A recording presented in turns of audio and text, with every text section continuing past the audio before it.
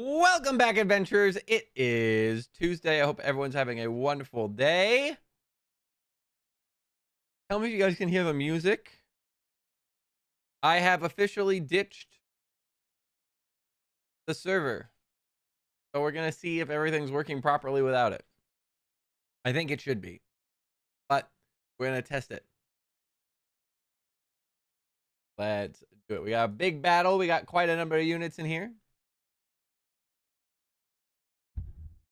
And then here in about 25 minutes, we've got our random encounter where we will be featuring AO Adrian highlighting.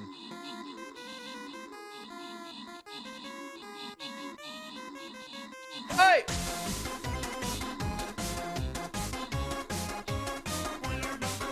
Hey! That seems very quiet. Noise. I don't know if that was meant to be that quiet. I just turned it up. At least I think I turned it up.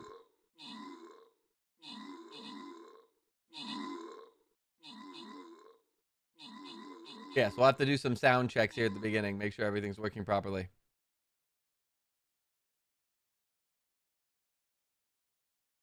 All right.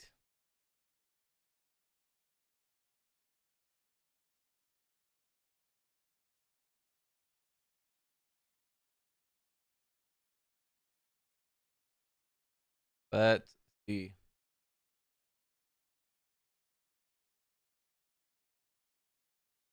Get TikTok all started as well. My Elater got most kills. Toy Kadi got most assists. Everyone's going to get 7 gold. Kono, Eritera, and Schneste get the bonus rewards.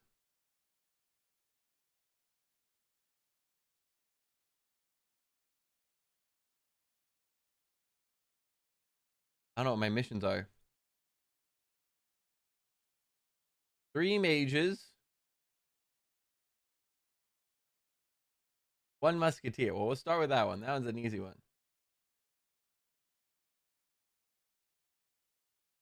1 musketeer.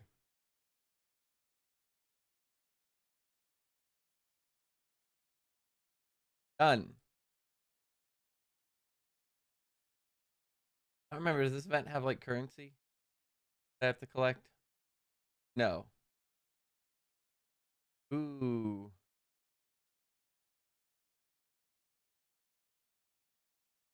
Not a lot of interesting skins right now. All right.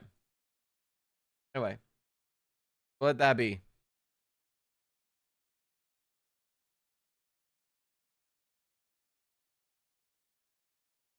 Yeah, let me know if there's any weirdness with the sound. Rad bitch, hello. Wait, why did it auto mod that? Hey!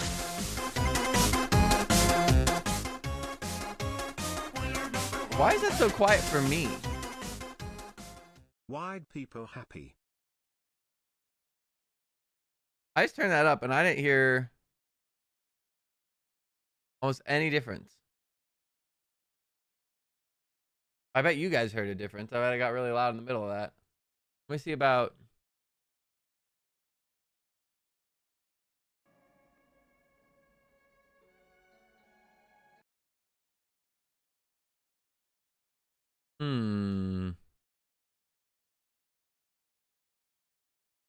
How strange.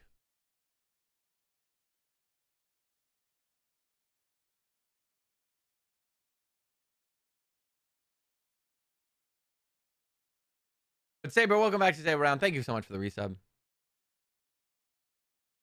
Bad bitch, hello. How are you? How is your Tuesday? Yeah, there might be some weird volume stuff to work out for the first little bit, perhaps. We'll see how well it goes.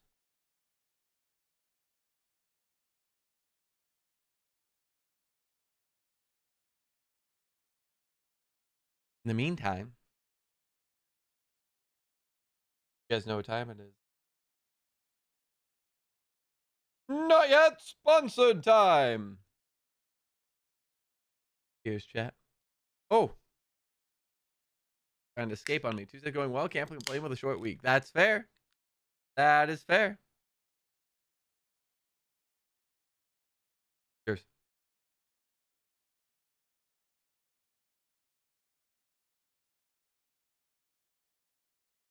Bad bitch, I want you to know. I don't know if it was a direct inspiration or if it was unrelated, but Death is considering changing his name um to something like Mr. Handsome or something. I think very in line, or like very handsome or things. I think in line with your name being Rad Bitch and being just called what you'd like to be called,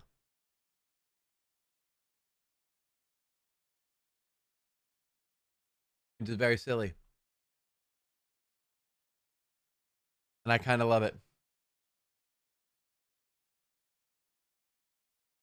Woo! All right.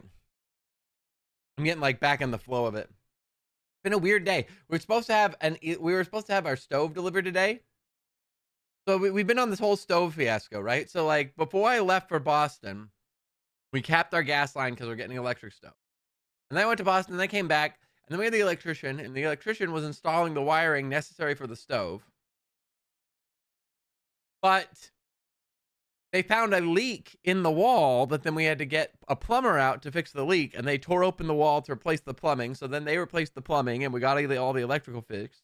Meanwhile, actually, I just realized I have to text my electrician because we got all that taken care of, and then we finally got the stove order, and the stove was supposed to come today, and it arrives, and it was damaged, and now we don't have a stove still. Um,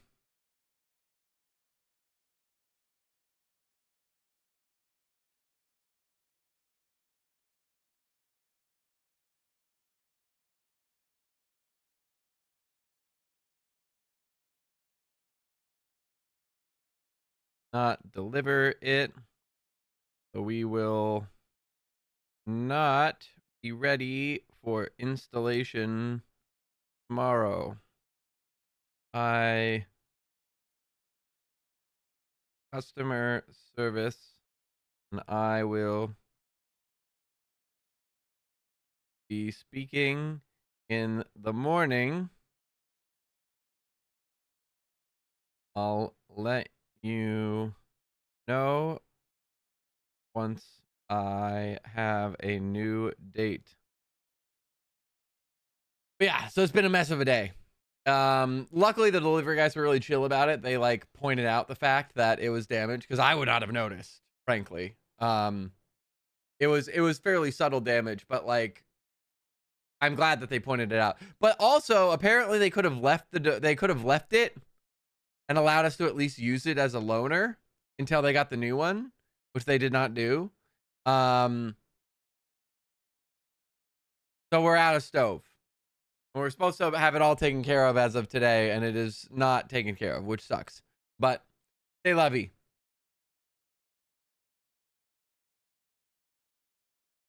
Rad bitch, how is the sound? Is the sound balanced? Is the music too soft?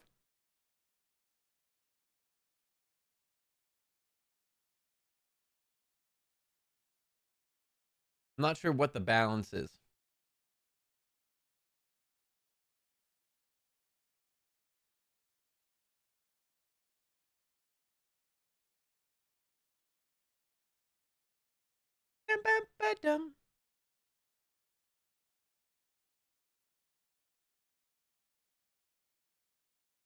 That was good to you? Okay, cool. I don't know why. Were the alerts quiet before, or was that just me? That could have just been me.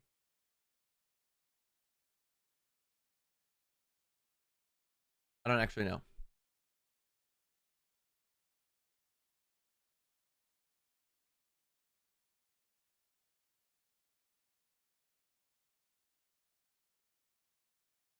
At least the song's a jam.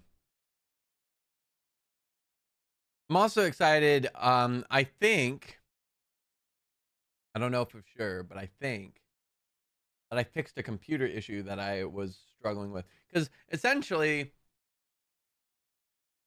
long story short, I was having trouble with my computer and I couldn't figure out why specifically. Then I found out that there was a BIOS update that I didn't have. I did the BIOS update, but reset a bunch of the like BIOS optimized settings that I had. Then I tried to remake them from memory, And for the most part, it was better. But then I've had a couple blue screens here and there that have been concerning. And it's from all of my research, it seemed like it was saying that it was either a power supply issue or a RAM issue. And so I've been like trying to see if I could tweak it to get it right. Cause like everything's been kind of acting like everything works, but it's just kind of funky. Sometimes it'll overload. Sometimes the things will be, things will act or behave strangely. And I think I found out that I was undersupplying my RAM with power, I think. So I'm pretty sure I fixed it, question mark. I hope I fixed it. We'll find out. But odd week all around. At least yesterday, we celebrated President's Day by watching V for Vendetta in the Discord. No particular reason. Actually, I'd never seen the movie, but I was shocked how, like, relevant and, like, prescient it is to today. That was a little bit of a shock. Not previously familiar with the movie, but very much enjoyed it. And was a little bit, like, caught off guard by how accurate it felt, I think, in a lot of ways. All right, cool. V for Vendetta is literally one of the best movies ever. It's so good. And it's, like, shockingly applicable for how, like, the current scenario, you know? But some of the script writing was brilliant.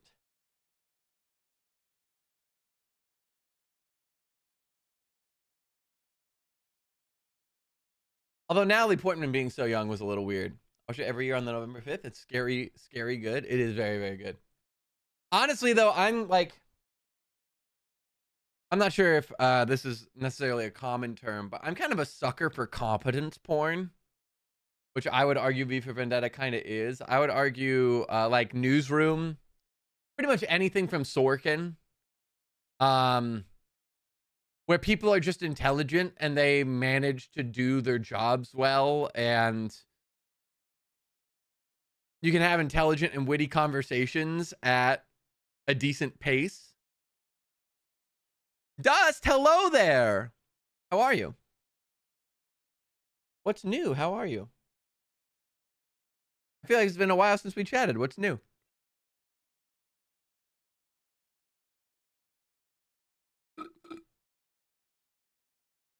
This shit's so good. It's been so long, too long. Well, it's lovely to see you. How's life treating you? Are you managing to survive in the crazy world that we call home? No, I tripped on the word call.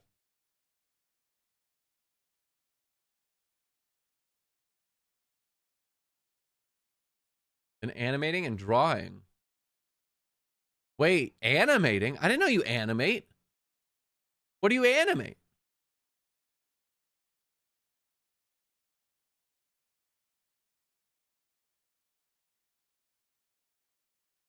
What's this from? Teenage Mutant Ninja Turtles. My first guess was Sunset Riders, but either way, both killer soundtracks. Yeah, I do stuff for stream or for reels. That's awesome.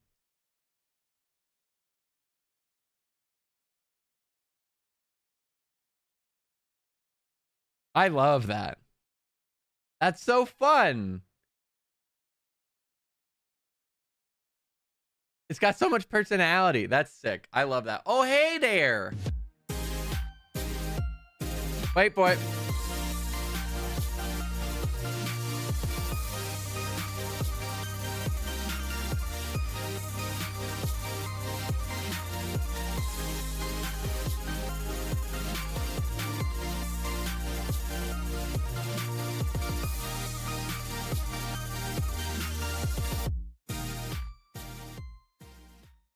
Oh, hey. There we go. Little dance party for you. Thank you, Blondin, for the tier 3. What do you want me to draw? What am I drawing for you today? 67 months. I appreciate it, sir. Very, very kind of you. What would you like to see?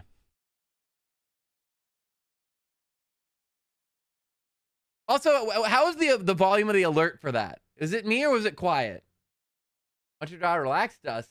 That sounds intriguing. Ooh, okay. I can try and draw Relax Dust's avatar. But the problem is I am not nearly as artistically adept as Relax Dust, and I only have 90 seconds, but I'll attempt. I thought it was okay. All right, cool. So for some reason, my audio seems to be acting a little funky. So if there's any weirdness, please let me know. If like the alerts are too quiet or too loud, or if things don't feel balanced well, please let me know. Because like, A, audio is super important, but B, I had it set up, and admittedly, I did disconnect the server, so now we're just coming straight from my PC, and I had to like redo some of the audio settings because of that. But I want to make sure that's good. Little Dust Mite super relaxed. You see, that's cheating though, because I think Blind Tim's request is, well, I guess. Oh wow, thanks Team Money, very kind of you. Hey.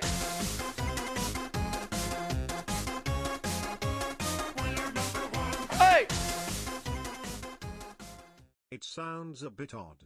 Wait, it's just your normal voice. Does that sound normal? It's up to your interpretation. Well, I want to try and do her avatar. It's not going to be good. I'm going to attempt, I think. Whoa, why is everything angry? Why are you angry? You have like nothing open. Why would you be angry? Wait.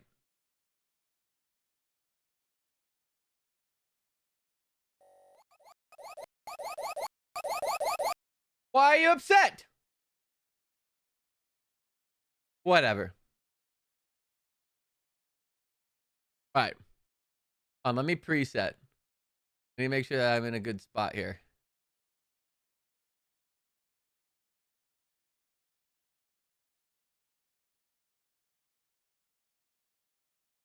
Oh, this is what I want.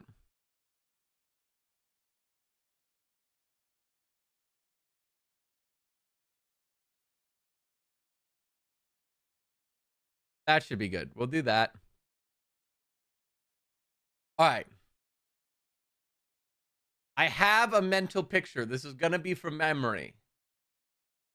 And it's not going to be good, but I'm going to attempt. All right, I think I'm ready. You guys ready? Gonna do this? 3. Why am I putting my hand on the keyboard as if I'm doing WASD? All right. 3. Also, is my desk low? Why does everything feel off? Am I being punked? Something's weird. All right, hold on. 3, 2, 1, go. Okay.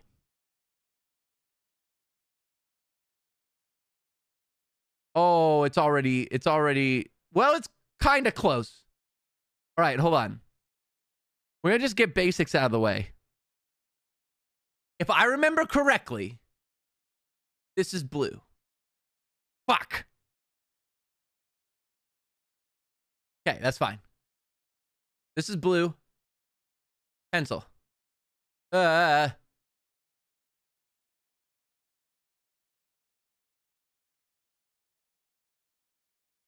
it's so bad. I'm so sorry, Dust.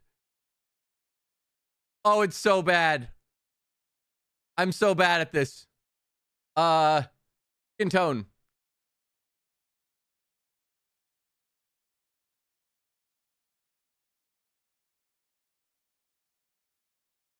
Oh no. This is a darker brown. Is there a darker brown? Brown. That's close enough. That's not, what? That's not the color I just did. Sure.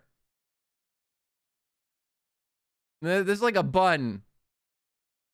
She's got like a bun going on, and then this like, I need eyebrows. Oh, it's 0. When did it turn 0? Dust, I'm so sorry. Fine, at least let me fix the color. I need to fix the color of her skin. It's like, why is it all just black? Oh, well, that would be. I feel like I feel like I get I get to adjust this one because that wasn't exactly fair. It's like there. Eh.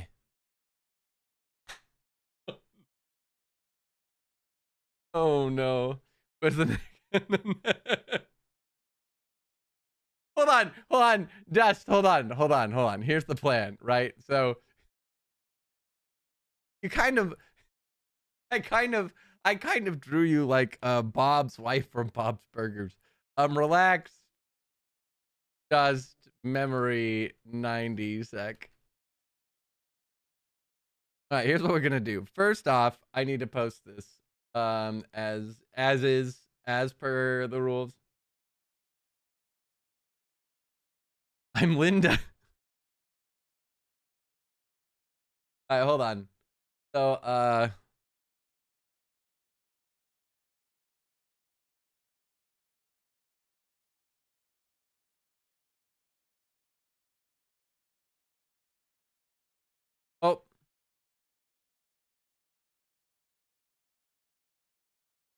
Cool. And then Blind Jim, let me DM this to you. And then here's the deal. We got to go look at your profile picture and compare. All right. Twitch.tv/relaxed dust.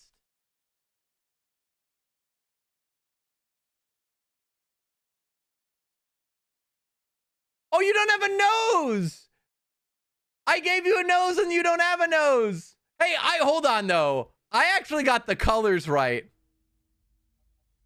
Hello. Hold on. Hold up though. Games because I was invited to play with Soza. Give me fucking. Yes. Do this so I can.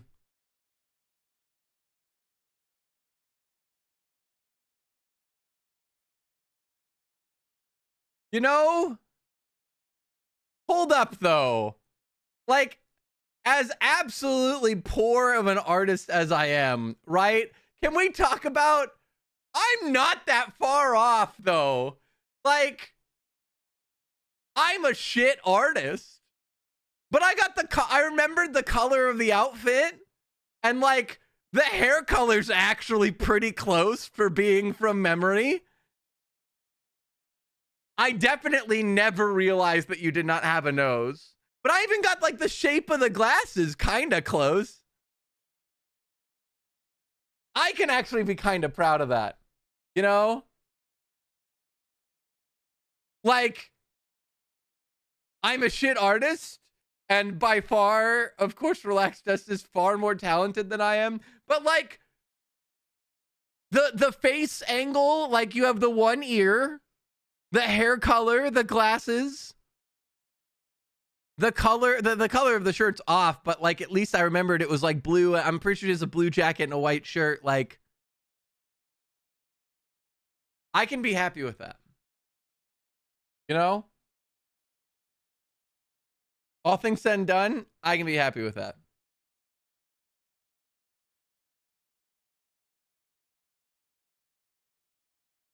All right.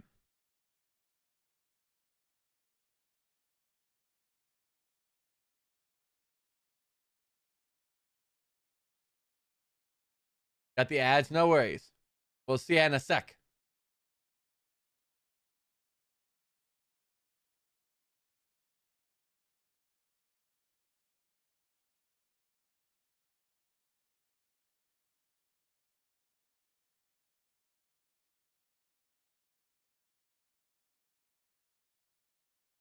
You know what I think it is?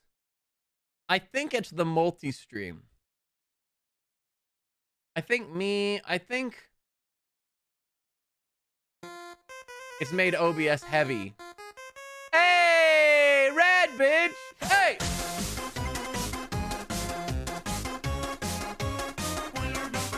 Hey. Red bitch, thank you so much for the gifted to Relaxed Dust. That's incredibly kind of you. No ads for you now. Let's go.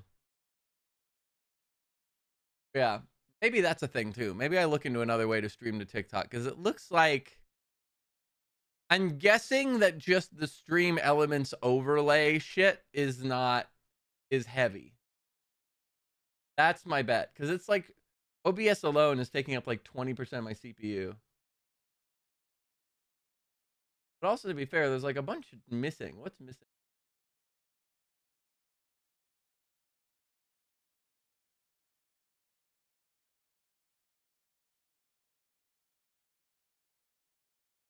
Windows doing dumb Windows things, I guess.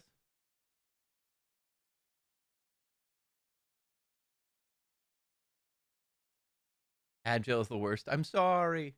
It's only once an hour. All right. Let's get into Discord. And in theory, Adrian should be here soon. Nugget! Hey!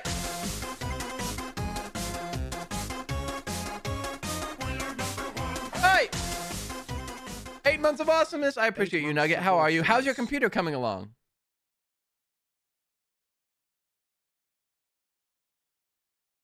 All right. But yes, in theory, Adrian should be joining us shortly, and we're doing our random encounter with Adrian today. For those of you who don't know Adrian is a streamer friend of ours who we've known for quite a while. He's super into Warhammer. He also, like Tot and I, used to work at a summer camp. He is like a aspiring voice actor. The keyboard just arrived. I'm waiting on the keycaps. Let's go. I'm so excited for you. That's awesome.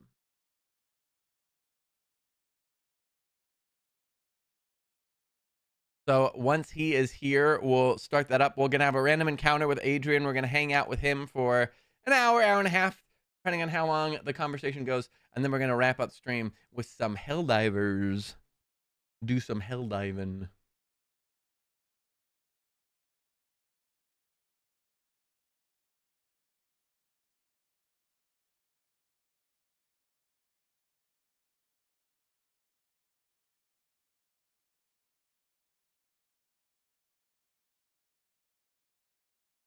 That is the plan for today. I'm going to warm up some pizza. Some pizza! What kind of pizza? The Krusty Krab pizza? The Krusty Krab pizza is the pizza for you and me.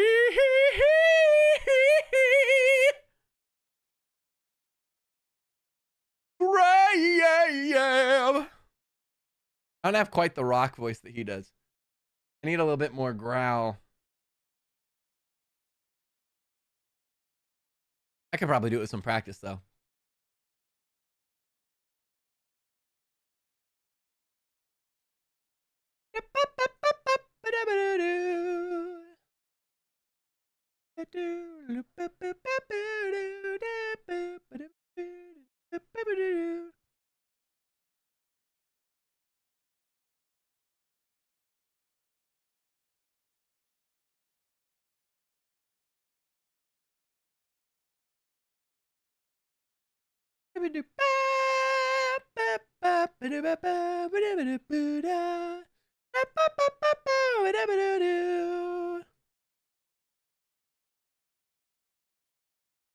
I pinged him. I'm not sure if Adrian knows our stream timing. That's what I'm wondering too.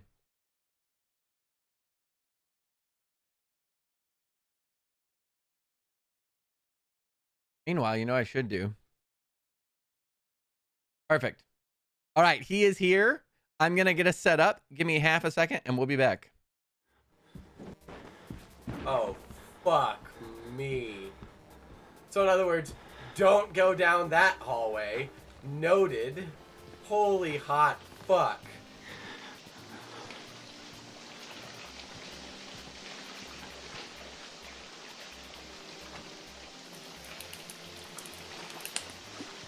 Oh my god.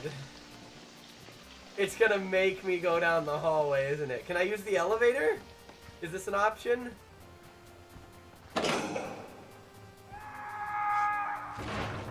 Lovely. Lovely. Just what we asked for.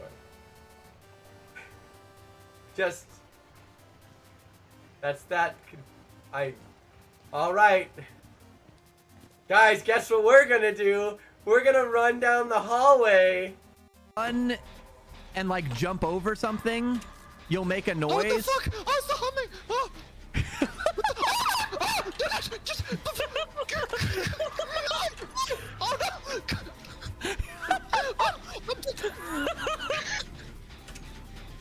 no! All right. Ladies and gentlemen, welcome to Five Below. Today we have a special on kumquats in aisle 5.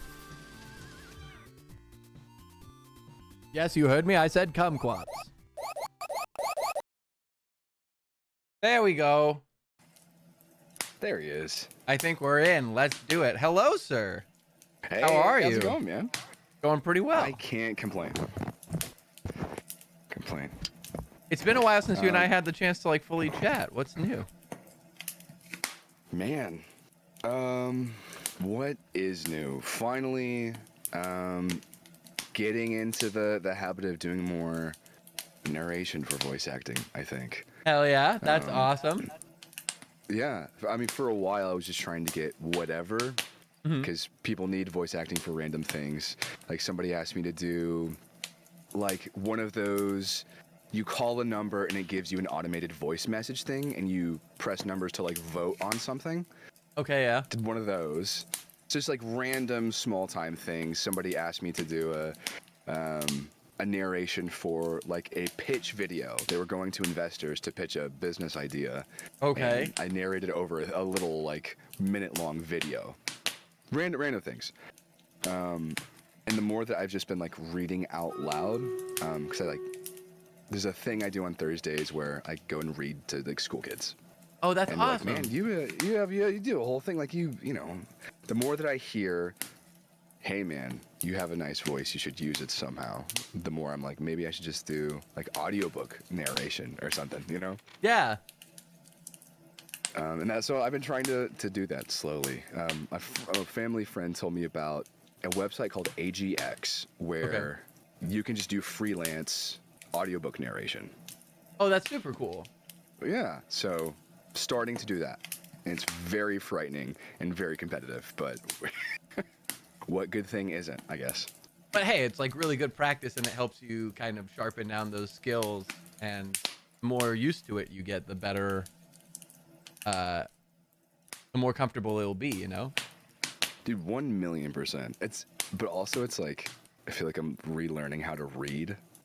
Oh, really? A little bit. No, honestly, like the more that I read books, the more I'm like, okay, I have to like put inflection on them that I hear in my head. I have to do that out loud now. Now, does it That's sound the hilarious. same me saying it than it does me reading it in my? It's a very surreal experience, like reading out loud often for long periods of time. It sounds very wild and meta, but it's interesting. That's super cool. Well, so for those in the chat who don't know you or haven't had the chance to chat with you before, why don't you do like a little intro of like who you are, what you do, type of stuff. Like I've prepped them a little bit with the sense that like you stream, you're an aspiring voice actor. I mentioned that you and I are both share that we worked at a summer camp in our past, okay. but just kind of like who you are and some identifying stuff about you so people get a grasp of that. Okay. Yeah. I am hardly a streamer. I probably stream once every like 2 weeks, and I feel like that's being generous at this point. Just a big fan of Warhammer and Magic the Gathering as of the past several months. A lot of content that I'm producing nowadays is more focused on narration, audiobook narration. So finding small gigs to do just to meet people and connect with people that need audiobook narration work is kind of where I'm at right now. But I also just love playing Darktide and Space Marine 2 and Risk of Rain 2 when it you know, just random I think that's actually how you and I met, Ryan. I think so. I was think I Risk of rated Rain you off 2. of a Risk of Rain stream. Yeah, or something like that. I'm pretty sure, but I think it's my earliest memory of you. It's either you were playing and I rated, or something happened. Yeah, well, one of us rated the other. I don't know which was which, but I think we definitely found each other through that. Yeah. And then, Which oh, sorry, go ahead. No, sorry. I was like, I didn't know if that was your main game or if you like hopped around often, or like what typically your, I don't know, what your usual game was. Honestly, like I've always kind of done the variety thing, to varying degrees of structure. Like when I first started years and years ago, I was pretty much a Let's Play channel. I was like, Okay. I would start a story game and I'd play it all the way through, and then I would move on to the next one, because I had been inspired by like the Jacksepticeye's and Markipliers of the world and whatever. But the problem is that by the time that when I was streaming, that medium was already basically dead. And like, Let's Play, especially with single player games, generally either you're getting like you've managed to find a nugget of a game that like people super love and they love to watch people play it for the first time, or it's a game that there's three types of Let's Plays. There's you find an actual niche community that loves the game so much that they'll watch anybody who's playing it and you actually get engagement. There is the people have played this game and they enjoyed it, and then they're like, that's it. And so like you're playing it and you're having fun, and if there's anybody who's like potentially interested in experiencing it with you, great. But like, doesn't mean that there's like an active community or anybody actually like hanging out watching it. And then there's the third type, which is it's a popular game that people like, but nobody wants to watch it because they want to play it themselves. And so everyone's like, hey, I'm going to lurk. Like, I don't want a spoiler. And then like, they're like, you're essentially back to square two, which was like, there's nobody engaging. And so I realized after a while that, like the variety thing wasn't like the Let's Play thing wasn't going to work. And I started doing more multiplayer stuff and hanging out with more people, and then I've gone through like a dozen different styles of schedule and content at this point, but I've always kind of jumped from thing to thing. I personally can't, I'm not one of those streamers who can play one game forever. Like I would get so burnt out. Yeah. And so I've always loved Risk of Rain, but like I also think it's one that like you can't be like a Risk of Rain streamer.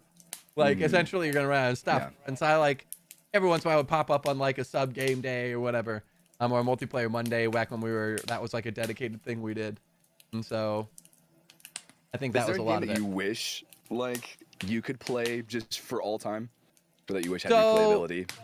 Yes, and so really the only game that I think I potentially could have done that with, and like physically I would be capable and I would be perfectly happy, was League of Legends. Like I love League, and I played League for years, and I played League for a very long time previously. And the thing is, all of that's well and good, but the problem is I think one of my biggest kick me moments of content creation is in college was playing League in all of my free time, and I was teaching my friends to play, and I taught my girlfriend at the time to play, and I taught my roommate to Classic. play, and like all of them were like, everybody classic. oh my god, I loved it. And I had friends tell me like, you act so ridiculous when you're playing this game, like you need to start a YouTube channel. And I was like, I don't have time to edit and blah blah blah. And like I knew Twitch existed because this was like just after like Twitch played Pokemon and whatever. Like this was probably like 2012 through 2014, and I knew of its existence, and I had like one friend who I knew like streamed on Twitch, but I didn't know anything about how streaming worked or whatever, and I never looked into it. And I kicked myself over that because had I been streaming League of Legends in 2012 to 2014, at the frequency I was playing League of Legends, oh my god, dude, you'd be loaded right now. Oh my god. 100%. And so that I kick myself over that all the time, because then the thing is I didn't look into streaming until I graduated and I moved home. And then I didn't even get to stream for a couple of years, because when I looked into streaming the first time, I was back at my parents' house, and like our Wi-Fi was not stable enough to stream on Wi-Fi, and I was okay. upstairs and the router was downstairs, so there was no way for me to hard line in except through like the wiring of my house. And I did actually Yeah. try and do like one of those like it converts an electrical outlet and you do the Ethernet through like the Okay. electrical Yeah, wiring yeah. in your house, and then it was stable enough, but it wasn't fast enough. And Okay. so I couldn't do I physically couldn't stream when I was living at home. And then I moved out to LA and I was staying with grandparents, and like their internet was not functional for streaming either. And so it was years before I actually ended up in a situation where like I had internet that could support streaming. And by then, Okay. this was like 2018, and all of those ships had sailed. And so like, you know, whatever. But Dang. yeah, I like there is an alternate universe where I could have just been a League of Legends streamer all the time. I fucking love that game. But I don't know, like I think that's the only one that I never ever get sick of. Yeah. So, not that you haven't, but also like I've never seen you play League on the channel outside of TFT. True. Well, so Is there a reason for that? yes. So I played it a lot more in the early days of the channel, but even then I would only kind of scatter it in. And what I found is there are like T Money, for example. T Money is super cool watching League, and he's like, I don't know the game, but I find it fun to watch, and I like ask questions and whatever. But the thing is, League is one of those games that like if you know what's going on, and if you're into League is engaging, and like people will chat about it or whatever. But essentially there's a split of my community back, and this was back when the community was much smaller anyway, but there was a split of there are people who knew what was going on, there are people who didn't, and League just looked like gibberish to the half that didn't know what was going on, and so they didn't care when I played League because they had no clue what they were watching, and the half that did actually enjoyed it or whatever. But also League is one of those like those top 8 categories on Twitch of like League and World of Warcraft and GTA and whatever, where like if you're in that category, you're gonna get like a decent chunk of people watching, but you're never gonna grow because you are number like 1,672 on the list of people playing League of Legends. And like the amount of scrolling someone would have to do to even possibly find you other than getting like recommended is so low that like it's not a growth it's not a healthy growth thing for any channel unless you like have a dedicated audience you're bringing in. And so I would play it for fun every once in a while, but I basically came to the conclusion that A, it like for what I was doing, it wasn't serving me at all, and B, half of my community didn't like it anyway because they were like, I don't know what's going on. I'm like, I'm happy to explain, but like it's also a very hard game to multitask because you look away for 1 second to look at chat and like somebody's coming in to gank your ass and you're like, oh no, I wasn't paying attention and now my health is half gone. So, Audience or game can't have both, evidently. exactly, it's a tough one, and I mean like you can do it, you're just not gonna play. It's one of those things like you can play well or you can be a good streamer, and there is a middle there's a middle where you can like play decently and be a decent streamer and juggle, but like it's very easy to fall one way or the other of like even if I was doing the balance thing, every once in a while something would like happen, I'd get super focused in on a fight and then I would forget to like pull myself back out of the game of like, oh shit, like I haven't looked at chat in 5 fucking minutes. And I've like, what? Hold on. You asked a question related to something you said 2 minutes ago. I don't have context, and now I have to search through chat while I'm trying to farm minions and like, what is going on? And then then you're just screwed.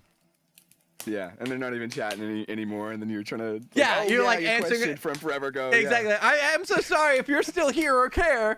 Like, If you're still here, is it's classic. that's a very real thing. And honestly, like, realistically, I go through phases with League where like I'll play it for 3. I play it a lot less now because I have a lot less free time than I did 6 years ago. And it's one of those games that like, if you're playing consistently, you can be good and you can do well and you know everything that's going on and whatever. But then if you set it down for 4 months, you get back in and you're getting your ass handed to you and you have to like work your way back up to like not getting your ass handed to you. And I don't have the time to maintain a level of like For that sure. same level of play that I would like to. Especially and when so there's so many other things that you want to do at the same time. exactly. You know, like other games you want to play, other things you want to explore. Exactly. And like it's it's not like I'm already somebody who kind of tries to do too many things. Like maintaining a decent level of league play is just not worth it right now. But I like Like everyone's you're in or you're not. Kind of yeah, thing. yeah. Like every once in a while, I'll Okay. still play a game here or there, or like I do a lot more ARAM nowadays than I do the main game, even though I prefer the main game. Sure. But like I couldn't like they've changed the items so many times at this point, and I don't fucking know. And so I'm like I'd have to catch back up, and I don't know how the new characters kits work. And so like somebody will use an ability and I'm like, I don't know what that did. So I need to go look that up. And it's a whole thing. So you're just so far behind curve that it's like, do you feel like it's impossible to just keep up? I honestly I At a don't think it's certain point. too bad because I played it for so long. Like Sure. it's one of those things that I might not know like 5 champions out of like the 150, right? But like I could never recommend a new player to get into League at this point because it's like, here is the roster. And all of them have four separate abilities that they can do that do different things. And you need to know how they all interact and work. And then that's not even mentioning the like dozens of items that League of Legends, like League of Legends is a deep game in terms of like mechanics and shit. And it's not easy to pick up. And even years ago, like even 10 years ago when I was teaching people this game and there were 80 champions instead of 140 or whatever, I used to tell people there is a 2-week aha moment in this game. You're going to have 2 weeks of like, you're just going to get the crap beat out of you. You're going to wonder why people like this game. You're going to try stuff and you're going to feel like you suck and people might be mean to you. And like, you're going to like it, even if you get excited about something, you might just lose over and over and over again. Yeah. And like, it's not going to be fun until somewhere around 2 weeks in, if you stick with it, you're going to have one game where something clicks and you just wreck house and everything goes right and you dominate the map and you kill everyone and you feel like a god and you win and you're like, holy shit, that was amazing and so much fun. How do I do that again? And that's when your league journey starts. But the problem is the next match, you're going to try and do the same thing and you're probably going to lose. And it's at that moment that you found the character that you like and you start learning that character. And then from that character, you start learning the game. But it takes 2 Okay. weeks just to get to that first aha of like, holy shit, I think I get it. And you don't, but you think you do for a sec. And it feels really good. And like, That sounds like what we call in the industry as a learning curb stomp. yeah. And but the thing is like, if people are willing to put in that time and if people are able to get to that point, it's a really fun game. But I recognize that it's not reasonable for the average person to put 2 weeks into a game to get to the one moment that it's fun. And then like get the like, oh, I get it now. And then like enjoy the game. Most people are like, Hey, this game sucks. I'm going to go play like Stardew Valley, you know? hey, I heard you like video games. Here's Stockholm Syndrome. Let's just you can have that. I can't think of a single League player that I know out of every single League player I know that wouldn't tell you my mic is doing weird things. Hello? You can go a little robotic for a sec. Oh, Hold on. oh goodness. Is it like really bad? Yeah. Let me reset the call real quick. Okay.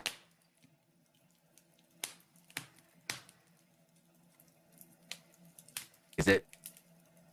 Oh man. I think my computer's being upset.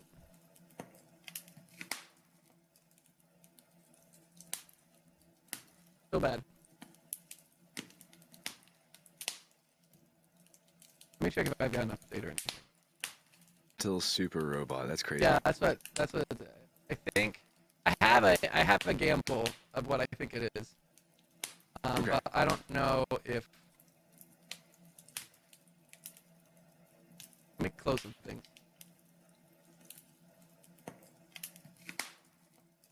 I think my processor is being. I think my processor. Mm.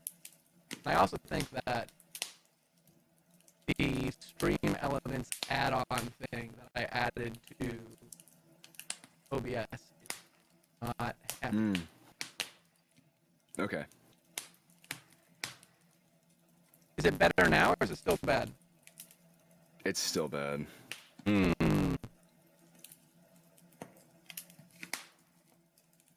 Let me It reset. sounds like you're talking to me through a vocoder. All right, there it is, right there. You see it.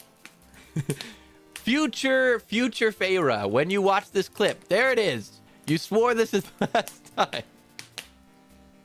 All right. Run and like jump over something. You'll make a noise. What the fuck? Oh, it's the humming. Oh. Just. Oh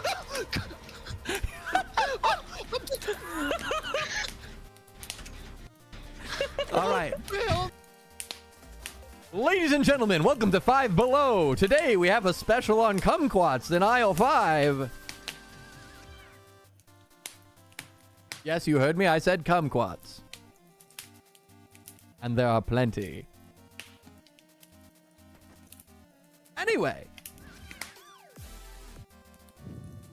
This is quite the antiques collection. This is quite the antiques collection. Okay, well, I'm willing to bet if we... Antiques collection. I'm willing to bet if we turn enough of those...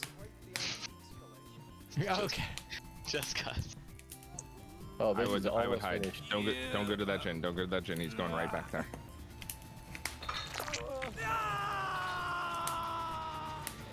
He kicks the gen. He gets to see where you're at. Run. Unless you're running distortion. Not if I hide in a locker. He's No! I know, he sees me now. What is this? Oh, he's gonna be upset. No! What the hell? Cat, am I better now? Or am I still all sorts of glitchy? Died. I wasn't even hooked! What is that bullshit? What Better. the All right. fuck? Loki, don't Yo, let him okay, I'm someone. Hello. opening stream. Hold up. Hold on. That's funny as hell. Hermes, are you gonna come for me, or is this not a thing? I'll come for you. This You is should have given brutal. a treat. But yeah, I can never do just an E. Ooh. All right. I think they said it's better. I think it's fixed. Yep. That's better. Cool. I think I need to do some tech work under the hood post stream, but yes, Classic. to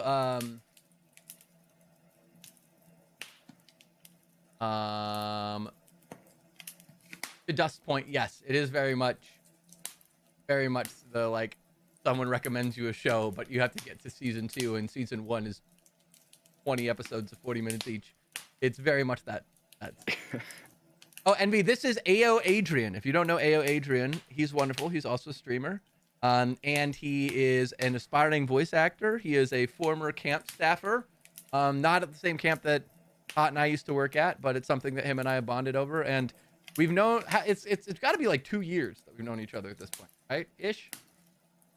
I want to say we're coming up on 5. Is it 5? That sounds kind of crazy. I haven't been subbed for nearly as long as...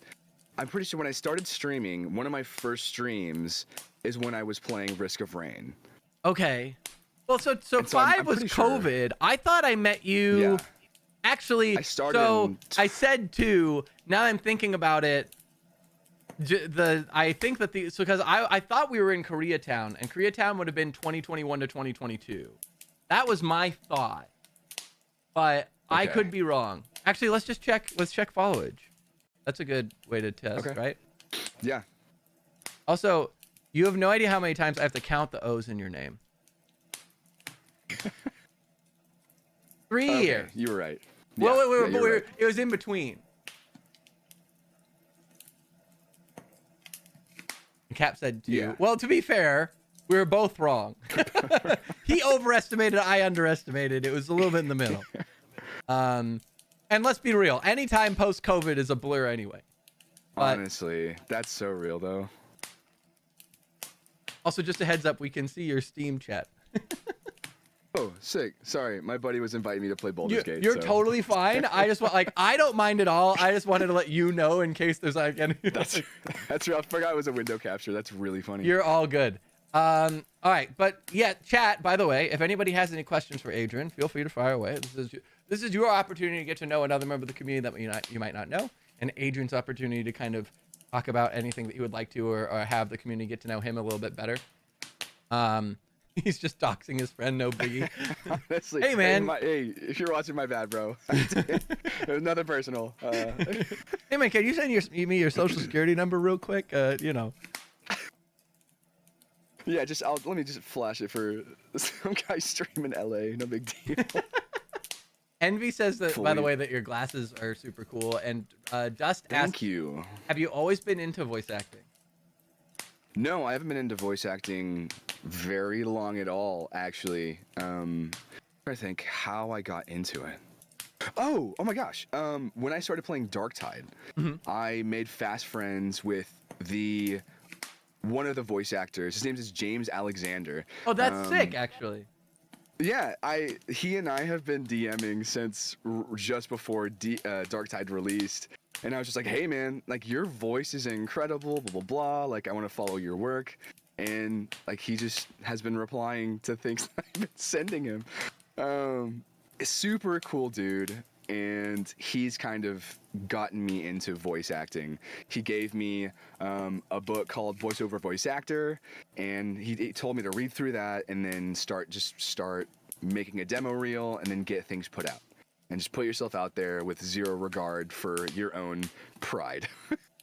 And that's kind of how he's been able to land things. And yeah, James Alexander, good friend.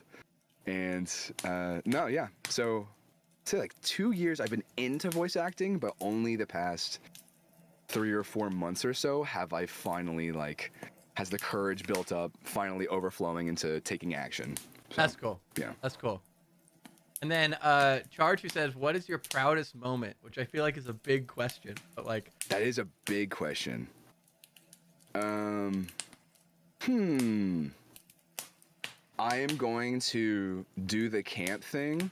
Okay, yeah. And so like the camp that I worked at was a Christian sports camp. Okay, and so when talking about like really personal, like very like hot button topics, things that were just generally hard to talk about, things that were more like trauma, background kind of things to talk about. We were kind of like trained to, hey, cut back on all the like nitty gritty details of like hard things, but also like you're allowed to tell people that hard things happen. So yeah, in proper camp fashion, there's a kid that I've been mentoring since 2019, and he has been in a very hard situation his entire life, and he has been involved in this program that I've been working with, and he has been just going through it. Like absolutely, like this kid, who knows like how he gets out of bed every morning, because it would emotionally cripple a weaker man. This kid has had to grow up very, very fast, and he's turning 18 this year.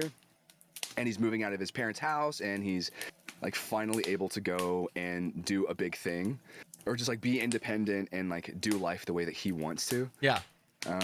Get out. Yeah. Yes. And he has done a very hard thing.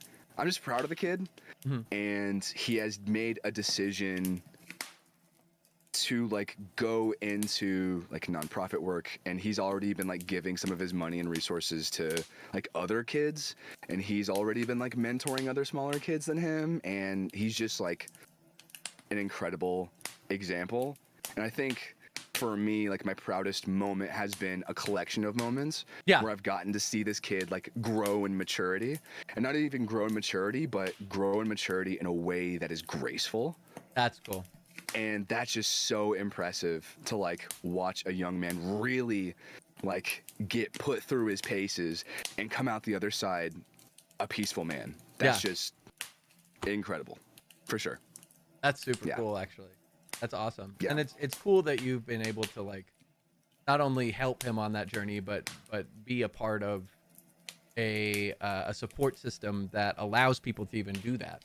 That's pretty like notable, I'd say. Yeah. And what's funny is that it's not funny at all. Sorry. No, I went through the same program. Like I was involved with this camp during the school year. They have a program that I volunteer with. That's how I know this kid. I was involved in this program too, and it was just me and mom growing up. And so like, it's really funny because like during the summer, all of my like camp counselors were just the dumbest frat boys. Like just thinking in hindsight, like all those dudes were like the most thick-headed like college frat boys. I think if I had met those guys today, I'd be like, bro, like really? Yeah. But it's really funny because that kind of guy like raised me basically and kind of had to. For at least 2 weeks out of the summer and once a week during the school year, there was somebody like that was available for me and made themselves available, volunteered their time for no money at all, just to tell me that like I matter in the world. And that is just so like impactful in ways that are not tangible until later in life, for sure. And the fact that like, even if they might have been thick-headed frat boys, they did make the choice to like be a part of it, which is, there's still something to be said for it, even if they weren't the most graceful at it. Yeah, 100%. So that's hilarious. Yeah, proud moments of proud seasons of life, for sure. Saber said, do you have a specific goal for being a voice actor? Like, do you want to get into a video game? Do you want to get into cartoon, anime, or is it just kind of the broad spectrum? I think being a part of anything to begin with is kind of dope. Like just people being like, yo, this guy's the voice of my favorite character, of whatever, you know? It's like this guy narrated my favorite book. Like I hear about how people talk about people that narrate Brandon Sanderson books and you know, people that talk about like Astarion's voice actor. Please forgive me, I have not played through Baldur's Gate. And just like how people talk about it, and it's I know I'm my to bad, be fair, Chad. Please don't to be blame me. fair, I don't think that every voice actor in Baldur's Gate is incredible, but I do think that there are a couple really crazy standout performances. Just from that angle alone, and also the fact that I know that you're kind of like D&D, like somebody who's into D&D and other similar like TTRPG style stuff. Like it's very, very much worth a playthrough. I highly recommend it. And yeah, Astarion's voice actor earned every bit of the award that he got. It was either, honestly, when the category was announced for me, I was like, it either has to be him or Yuri for Spider-Man. Yeah. Because Yuri as Spider-Man also kills it. But yeah, he earned, and it depends, like, I think because Baldur's Gate is so vast, there are ways that you can play it in which you don't get some of like Astarion's key scenes that like really I think is where he earned the award. Because he's very good in general. Like his voice is iconic, but there's some real depth to. I'm gonna soapbox for a little bit about Baldur's Gate. Do it. I think I'm here for that like the amount of depth that they gave every single origin character in Baldur's Gate is mind-boggling, and you can progress all of their stories in various directions, but like Astarion's story in particular is a very emotional one, and the like culmination of the journey that he goes on can swing pretty wildly in different directions, but the core moment, and should you choose for like the kind of like, without spoiling anything, you can have him like essentially face like everything he's been through, or like or he kind of like goes along with it and kind of like continues the cycle, so to speak. Obviously having him face it is a lot more emotionally rough, but that scene and like the raw emotion that Neil Hilborn puts into that performance is gut wrenching.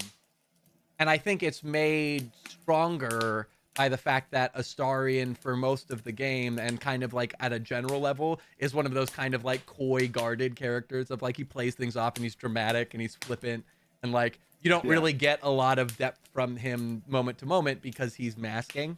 And so like then when you actually break through, it's like Okay. But in general, I would say my recommendation, if you are to play through it, which I highly recommend you do, either play through it solo and because you can play it, you can either create your own character or you can play one of the origin characters and then you can have up to 3 other party members with you. Cool. Whether or not you play an origin character is up to you, and I don't think it affects too much. Although I will say, whatever character you choose to play, they do the like D&D thing of like you're not gonna, whatever character you play isn't really gonna have their own personality because they want like you're deciding the personality, you're deciding how they react to things. So you don't really get the voice acting or a lot of the like what their mindset would be for whatever character you're playing.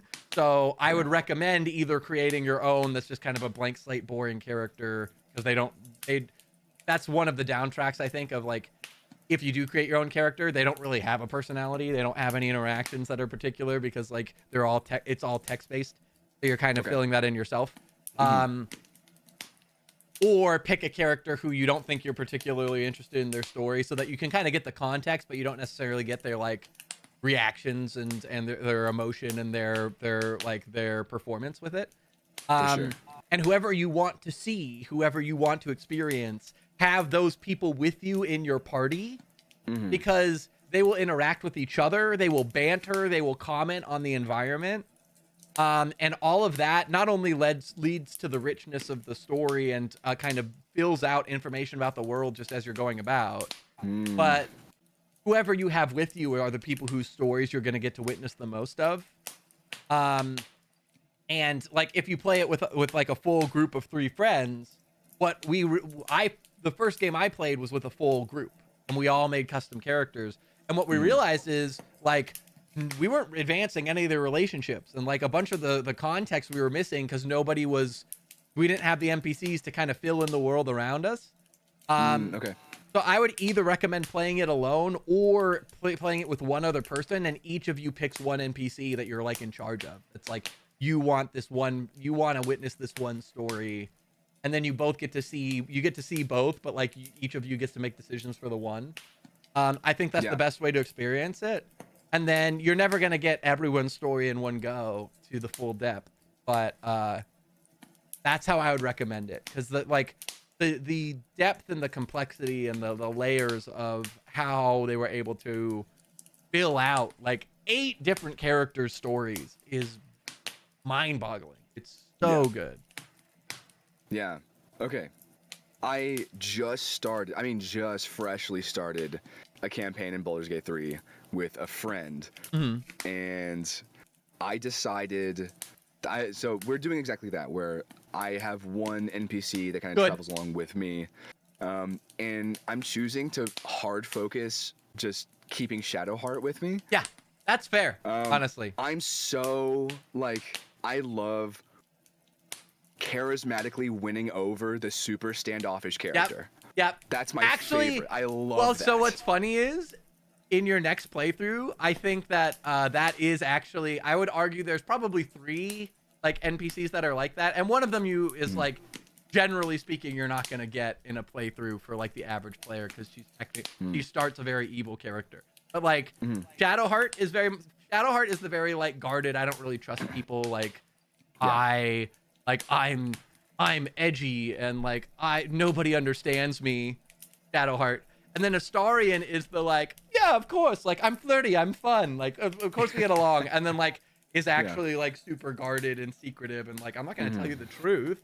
I'm gonna tell you something you like to hear because it's easier. But both of them are very much that like you have to crack through their masks and like wear them down or like gradually influence them over time. So I feel like you might very much like that one as well. The other one is Minthara, Inthara is technically an evil Okay. character that you can end up recruiting through like a very specific means. And she's one that like starts very evil and like you can potentially kind of maneuver, but like it's a little different. Okay. Very But- here for that. Yeah, very, very much. And they're guarded for different reasons, but I think that if you enjoy that, then yeah, that's very much gonna be right up your alley. Mm-hmm. Oh yeah. Have you played a lot of Baldur's Gate 3? I have played. Let me see. I have put 250 hours into the game, and I've never finished it Dang. because Do you feel like that's an average like case? Do you think it's I don't normal? know. I think it takes about 115 to go through one full playthrough ish. Okay. The problem is we started one that we got maybe halfway through really early, and then we realized we were missing so much of it that we kind of dropped that playthrough. And then I have been doing a playthrough with Tot that's like my main playthrough, and we're like most of the way into Act 3. Like we're close to the end. I would argue probably within like 5-10 hours of the end. I think. I don't know. And Who's then to say? I have been doing exactly. And then I've been doing my own solo playthrough with the characters that we're not bringing, kind of following along behind where I am with Tot.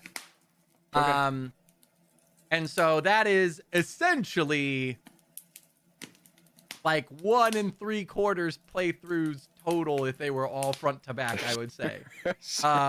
Yeah. Like ish. That's such a D&D thing too. Like start a campaign, leave it on some kind of cliffhanger, start another campaign. Yes, exactly. Right. Like that's And like you're doing like slightly different things in each one to see what happens differently and whatever. yeah. But yeah, very, very, very good. And one of the few modern examples of they just put everything in the game. You buy the game, you've got the whole game. There's no DLC.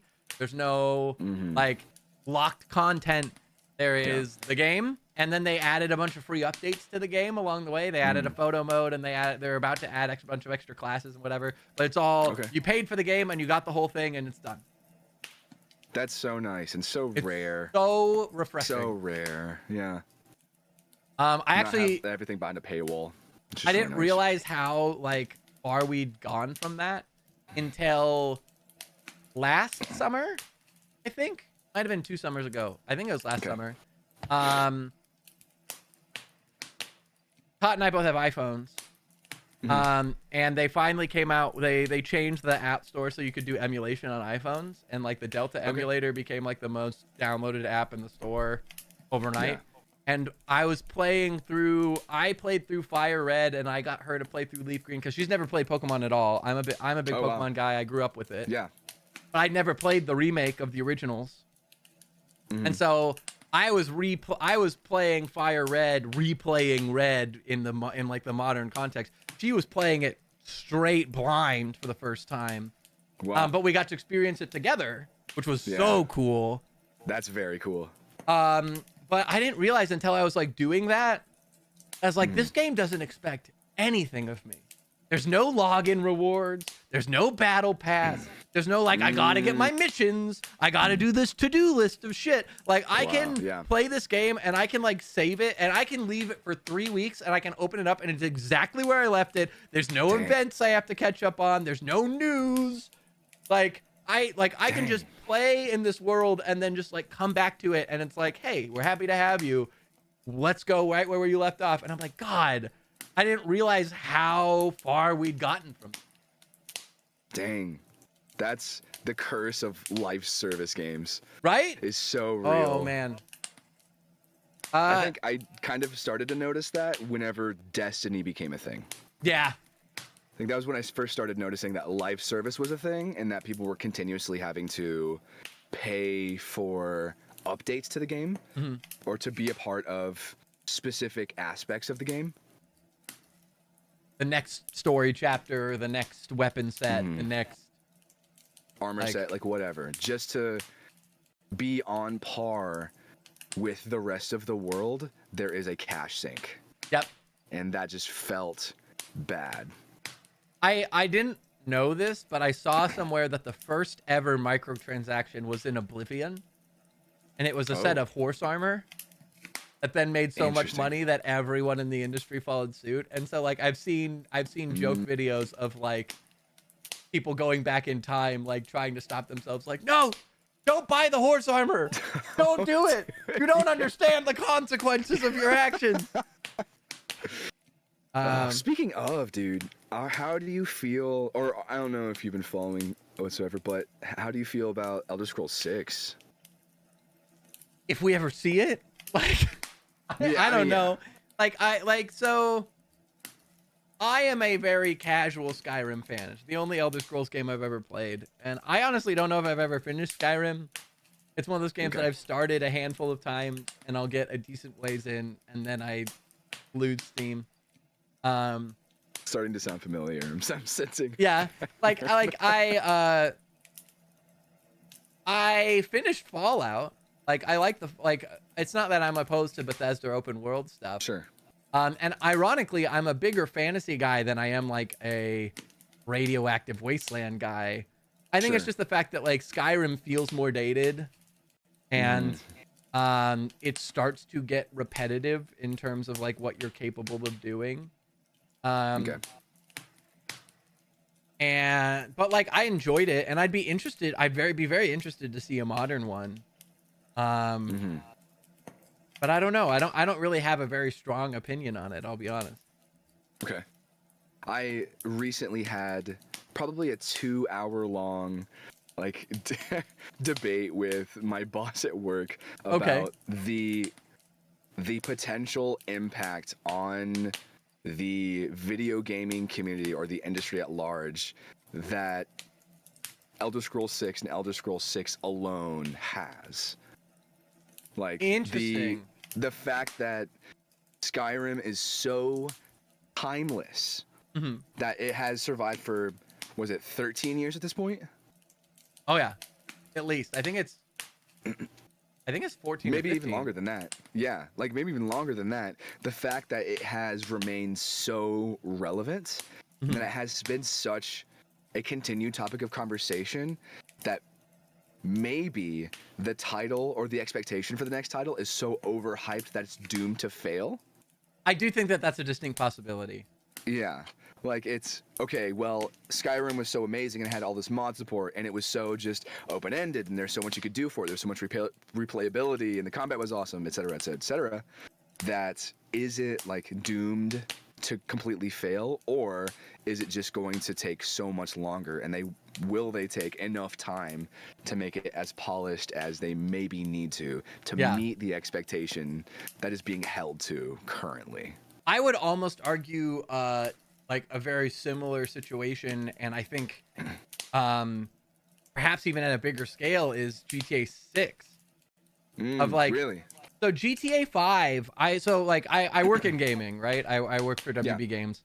Yeah. And there's a company called Stream Hatchet. That's an incredibly amazing company. They do a bunch of data gathering on all of gaming and streaming, etc. And actually, let me pull this up because I was reading it earlier today. GTA 5 is one of the top 5 games streamed of all, like top 5 games live streamed of all of 2024. And it's like not by a small margin. No kidding. And like I think Skyrim's popular, but not to the same like level and degree. Let me see here. It says here, I might be able to, oh no, then I'll lose screen. But all right. So the top games in 2024 by hours watched across Twitch, YouTube Gaming, Kick, and the Korean platform, which is called Soup Korea. Grand Theft Auto 5 had 2 billion hours watched and is the highest viewed game of the entire year. And League of Legends was 2 with 1.9 billion. Number 3 was almost half of those numbers at 1.1 billion, and it was Valorant. And oh my gosh, it goes Grand Theft Auto, League, Valorant, Counter-Strike, Fortnite is number 5, Minecraft is number 6, And then it goes Dota, Mobile Legends, Bang Bang, Call of Duty Warzone, and Garena Free Fire. But that's the top, what is that, 10? And like by the time that we get down to Garena, we're at 420 million, which is a quarter of Grand Theft Auto 5. And I know a lot of that is like because of the role play capabilities and stuff in Grand Theft Auto 5, but I can't overstate the influence that Grand Theft Auto 6 has, like the chokehold it has on the industry right now, of every single gaming company. All of the publishers, all of the consoles are like just deathlocked on like when is it gonna drop and what's it gonna do, because it's like I think its trailer is one of the biggest viewed videos on all of YouTube in modern history. Like it's not up to like Gangnam Style. But yeah. But like I feel like Skyrim is a powerhouse, but I feel like it pales in comparison to what Grand Theft Auto is doing right now, which is crazy because I feel like, to your point, more people joke about Elder Scrolls 6 than they do about GTA 6. Although there is the meme of like we got X before we got GTA 6 or whatever. Yeah. But I think that it's in a similar position and seems to be handling that pressure somewhat better, because at least they've got a somewhat deadline. They've like put out teasers and like people have somewhat positive expectations. Whether or not they'll be able to live up to that, who knows? But were you a big GTA guy growing up? I am not. I actually am, like, I played a chunk of 5. I've never played the story, but I've done multiplayer in 5, and it's just not my thing. I'm not really good at, like, people say it's like make your own fun games. I'm not good at objectiveless games. Like the Minecrafts, GTAs of the world. Like I need like, you should do this next. Like either there's a story thing or like you need to do this to progress or whatever. Like I need an objective. And if there isn't an objective, I rapidly become bored because I like find the few things that I have fun doing and then I do them for a little bit and I'm like, okay, that's interesting. So you've played a lot of D&D and I think continue to, right? Yes. I'm in the middle of a campaign I've DM'd for the equivalent of like 2.5 years, but there's been some gaps in there so that it's actually like 3 to 3.5 years, but it's 2.5, I think, of actual playing. Yeah. So in that same vein, in your campaign that you're DMing, do you tend to railroad your players quite a bit, or do you leave it pretty open? I leave it pretty open, but I give them... Interesting. I leave it... I kind of play it more of like a Skyrim or a Mass Effect, of like I can have fun in Skyrim because even though it's open-ended, at least I have like options, right? Like I could go do this quest, or I could open up this part of the map, or I could progress the skill tree. Whereas like in Minecraft, you're just like existing, right? Like it's like, yeah, I could build a house, but like what's the fucking point? Like what's it? So I have a house. Now I have a house that gives my random avatar shelter from the night that I could just do something else. There's like that. It's a sense of accomplishment kind of thing. I think so, and I think it's like it's.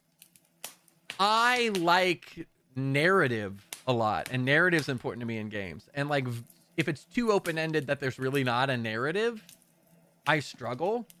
But I like the option of choice in the sense of like the way that I always do my D&D campaigns are like, you can do whatever you want. Here's some plot.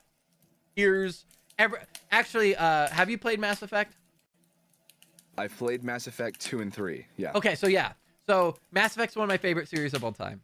Okay, cool. And avoiding spoilers for a very old game, there is a mission in one of the games that you will have experienced, where essentially you get a cutscene where it goes like, "Hey, Commander, we got a weird distress call from this random planet."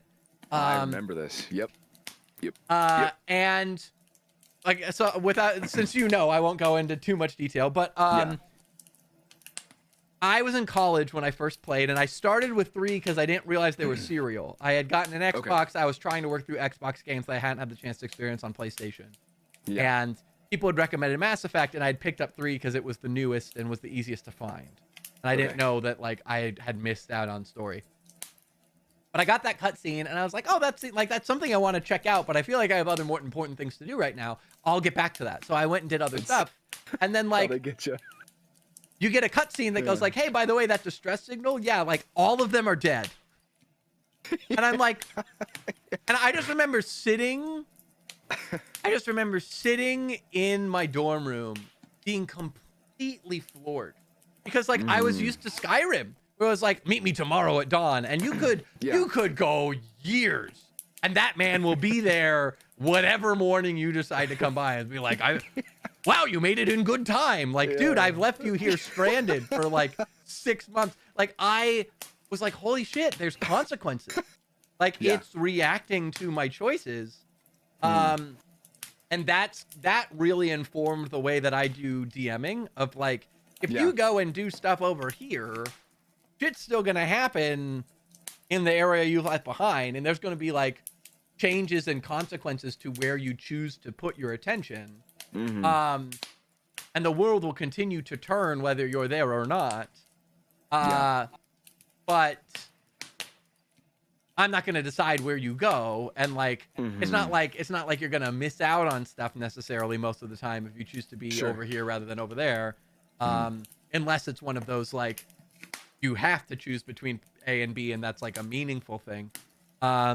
I do think that kind of has like informed a lot of the way that I DM. Yeah. What is that? Okay, in psychology, there's and maybe it's not in psychology, it's ethics in general, the railroad problem. Do you know what I'm talking about? Where it's like, the like on one track there's people, on the other track the trolley problem. Yes, the trolley problem.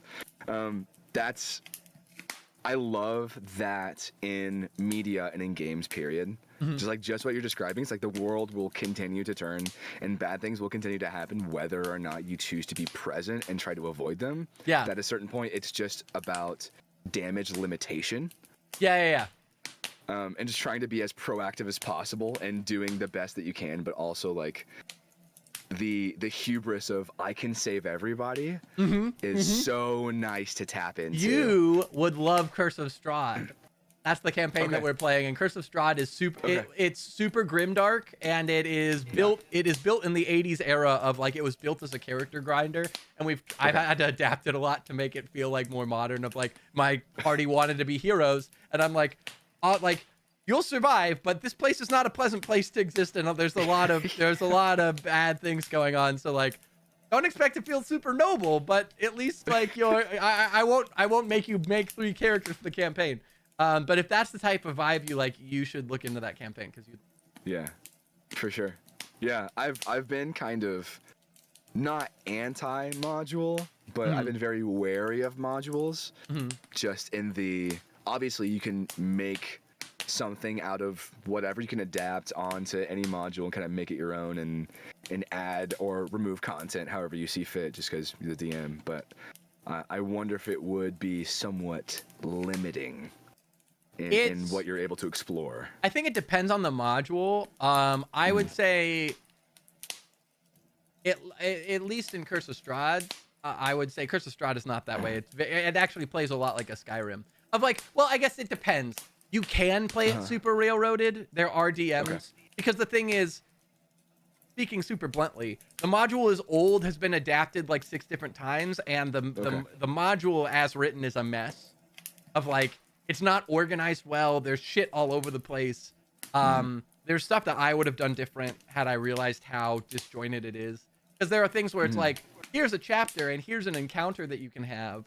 And like, here's what will happen. But then you don't realize that like important information for that encounter is 3 chapters back. And it will like be like, by the way, these things like, actually I can say it. I have told my characters about it. There's a old woman who sells meat pies. It's like a random encounter in like the very first location. And like I did that encounter that they like bought meat pies from this woman. And then like 3 chapters later, they're like, oh yeah, these meat pies are like enchanted, like basically drugs.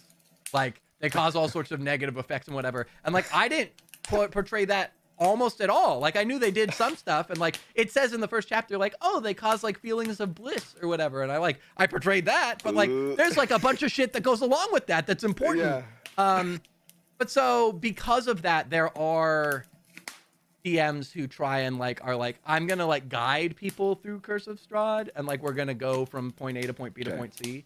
And I think even from like a more open world perspective, there's a little bit of that has to happen early of like the first few places you go. But beyond that, I do think that the nice thing is you can very much open it up, and it does have the option of being played very Skyrim-like of like, here's a bunch of different places you can go, and there's going to be stuff that happens regardless of where you go, and all of it will eventually lead towards like you have to fight the dragon, like Alduin, like save the world, whatever. But what order you do them in, and like what, like eventually you're gonna have to do all of it, but where you go first doesn't really matter. Cool. And it can be played very much that way, and I think that a lot of modules can be like that, but I don't know all of them intimately enough to say like for sure. But I also think it just really depends on your DM and how comfortable they are. Okay. Yeah. Speaking of, Charchi was asked like 5 questions. I was waiting for a moment, so let me grab the first one. So he had asked, what is your favorite voice in video game? Oh, dude. Okay. I have a favorite voice and a favorite monologue. My favorite monologue. While you answer, I'm just gonna turn on my fan real quick. Do it. My favorite monologue is the monologue in the pre-menu cutscene to Killzone 1, where Chancellor Visari is like addressing the Helghan army. Just one of the most legendary, I think, monologues there have ever been. And then my favorite voice in video games, it's really hard because I think there's so many. It really is tough. There's some really iconic performances. I'm gonna look up this person right now, just on the fly. Okay. And then both of them are Call of Duty related. I will say that. Oh, interesting. Okay. I grew up a COD kid for sure. Let me think. This is back when the COD stories mattered. Yes. Okay. Yeah. Back when it was still dueling with like Medal of Honor. Yeah. Yeah. Well, that was the rivalry. Every year it was Medal of Honor versus COD. Yep. Was out of curiosity, do you remember? Was it Medal of Honor? I think it was Call of Duty that had Big Red 1, right? Call of Duty Big Red 1. Yes. Yeah. That was the second game. Call of Duty 2 Big Red 1. Dude, Big Red 1 messed me up as a kid. So good. Really?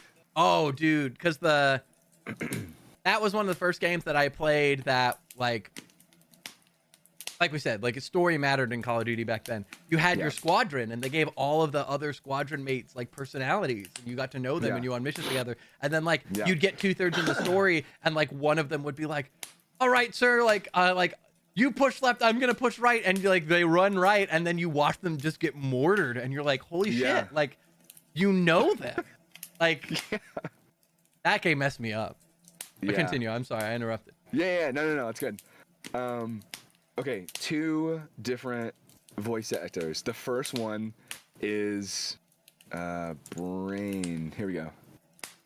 The first one is Steve Bloom. Okay, yeah. He's in a bunch of stuff. A ton of different things. Most recently, I think he's Wolverine in Marvel Rivals. Oh, really? That's hilarious. I'm pretty sure. Yeah. I think Hermes is a big fan of Steve Bloom.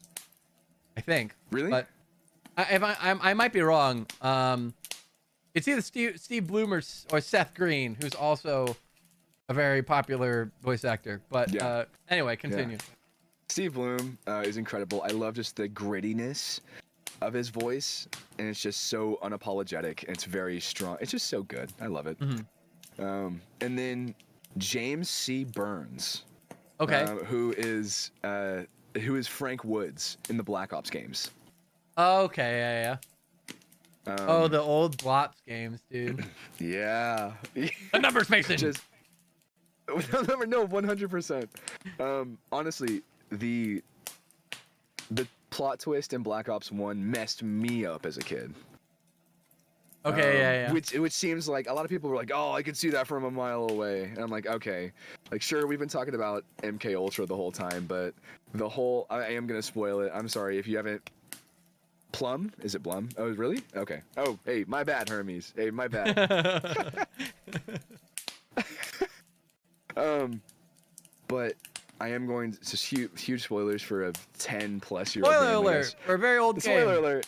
Very, very old game. The fact that Reznov was dead the whole time, just super, like, messed with me. Cause I was like, he was right there. Never thought about the fact that none of the characters ever, like, interacted with him after a certain point and that kind of thing. So, the Black Ops games have a very, very special place in my heart. And James Seaburn's performance as Woods, of this man who clearly, like, struggles with, like, giving up and failure, and has so much mental fortitude to a fault. Yeah.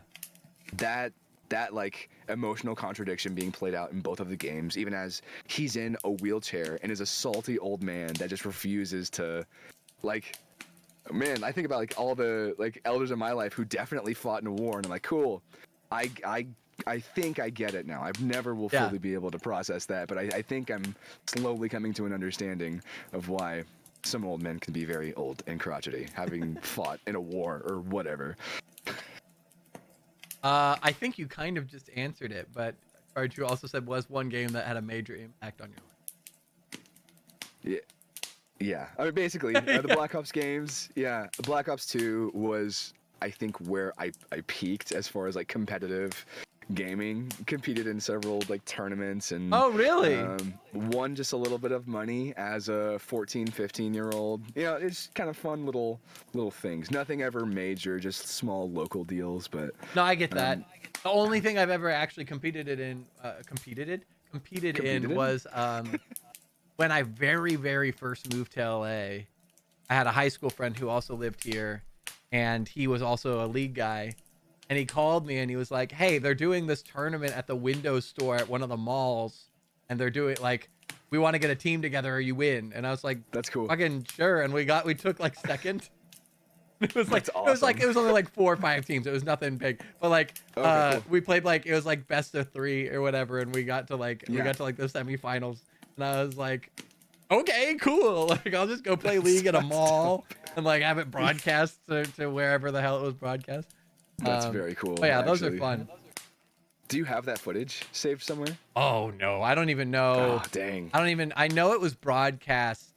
I'm like, maybe if I dug through really old text messages, I might be able to find, because I was like excited enough that I told some people that I knew were like friends that played League, like, hey, if you're available, check out, they're streaming it on this website or whatever.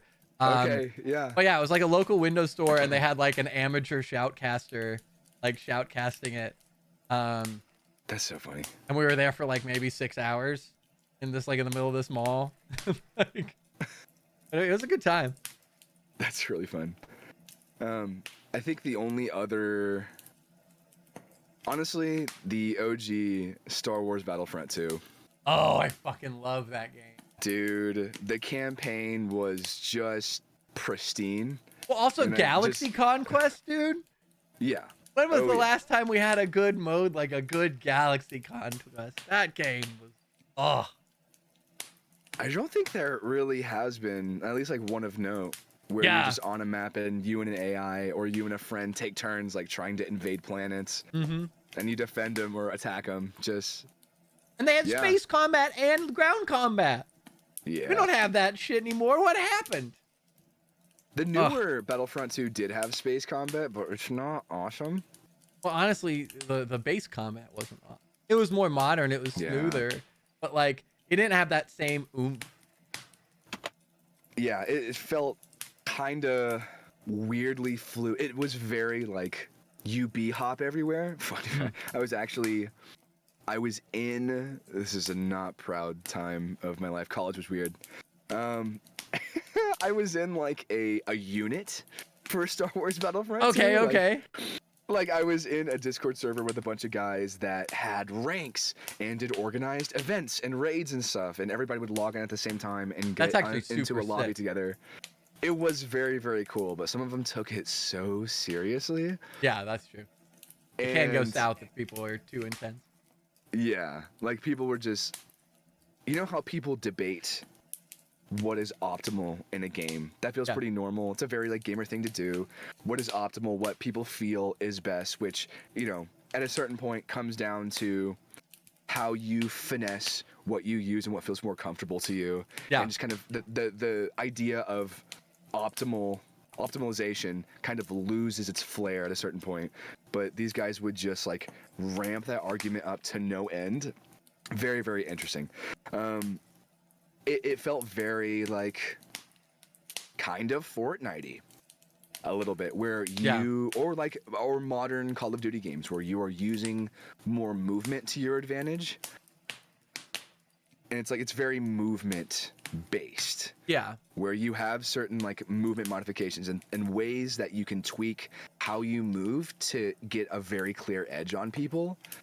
So in that way, I absolutely agree with you in that the combat isn't awesome because there are very small, very well hidden secrets to keep people like better than people that just want to play casually and want to be like half decent at a game and kind of unwind. Well, even beyond that, I felt like, and granted, I haven't played the second one in years, but I remember my first reaction to it when we tried it. I tried it with a group of friends, and like, yeah, it had the modern mechanics. The weapons felt better, like whatever. It was shinier, but like, it felt like the matches didn't feel as high stakes. It was like one of those things where like people were just kind of like, you're kind of just throwing people at each other and a bunch of people are constantly dying and you're respawning, whatever, which like did happen in the first game. But like, I felt like the first time, pretty much no matter what, even if it was a really intense fight, like you had to huck it across the entire, like you were hucking it from command post to command post. And there was a chance that even if you were a terrible player, you probably survived for 2 minutes just trying to get over there before you even encountered combat. And then you're like, okay, I got to fight. Whereas like, they tried to take this modern, like you spawn in and you're fighting. Like there are people everywhere you go. Yeah. And like, you're constantly shooting. And like, and then at that point, like the matches felt fast and the heroes didn't feel nearly as strong. Like the differential in the first game of like, if you manage to work your way up to getting a like either a Sith or a Jedi on the board, like you're just massacring people for like as long as you possibly can hold out. And eventually you're going to get shot down, but like you feel like a god for 5 minutes. And like in the new one, it was like the gods felt more, the gods, the Jedi and the Sith and like the heroes, you got them faster and more. It was more common to have them around, and then but they didn't feel like they had that same oomph that they did. Like you've got some cool powers, you can throw your lightsaber or whatever, but if you get to play them for 45 seconds and then like you're shot down, that's like why bother? And you have to unlock them because of all the micro like it was just like like it felt like so much of it felt like the soul of it was gone. Like it's the concepts there, but none of you. It felt like it was made with people who didn't know or love the first game. You know? Yeah, for sure. And like you were saying about the novelty of heroes existing in the game being completely dead. And like they were just around all the time, even from the very beginning of the game. Like nobody had to really work. Like there wasn't as much competition because at a certain point there's a mechanic where they offer several people different heroes and you can have several at the same time. So it was like it's not just the person who's doing the best. It's not that one guy who got a kill streak and suddenly he's Darth Vader and you're like, holy shit, we have to focus this guy. Like oh man. Or like to Charge's point, Mos Eisley, he's like Mos Eisley was so cool. Like that one, there's that one special mode that you could do on Mos Eisley where it was just an entire hero fight. Like, oh my god, you've got like 3 Yodas and a Darth Maul like dashing around, like doing flips. Oh my god. Who was your most hated hero to stare down in OG Battlefront 2? Hero was for sure Yoda because he was so hard to hit. It's Yeah, like okay, he did yeah. that whole jump. He did that jumpy flip bullshit that you're like, I can't Yeah, fucking hit you. Like, stop moving. From the villain perspective, Dooku had I remember I like playing as a villain. I love that Dooku had this mad sprint dash move of like if you Yeah. sprint and then like he'd do like this whirling lightsaber death thing. Yeah. Honestly, I feel like probably the most annoying might have been one of the Fets because of the fact that they could fly Really? so fluidly. Oh, okay. And like Yeah. most of the heroes didn't really have guns. Like you had like Han Solo and like Leia.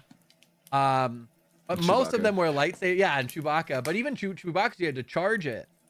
Yeah. And so bowcaster. most of the heroes didn't have a lot of abilities that could really like pin down a flying Fett unless you were Han or Leia, because like if you threw the lightsaber, you'd have to like predict them and they could maneuver out of the way. And so they It's were so rewarding though. Like Oh, you're it was skeet so shooting rewarding. and you hit it just right. But they were I think the biggest nuisance. Yeah. Man, I hated staring down Darth Maul. Darth Maul, and I think General Grievous. Oh, I Just in forgot about general. Grievous. That's true. Grievous Yeah. was Grievous also had that whirling dash attack. Yeah. Yeah, and just the 4 lightsabers, so you could not like he had a larger like gap that he could block in because he had 4 lightsabers or whatever it was, and you could just never hit him from the front. So if you didn't catch it by surprise, you were just toast.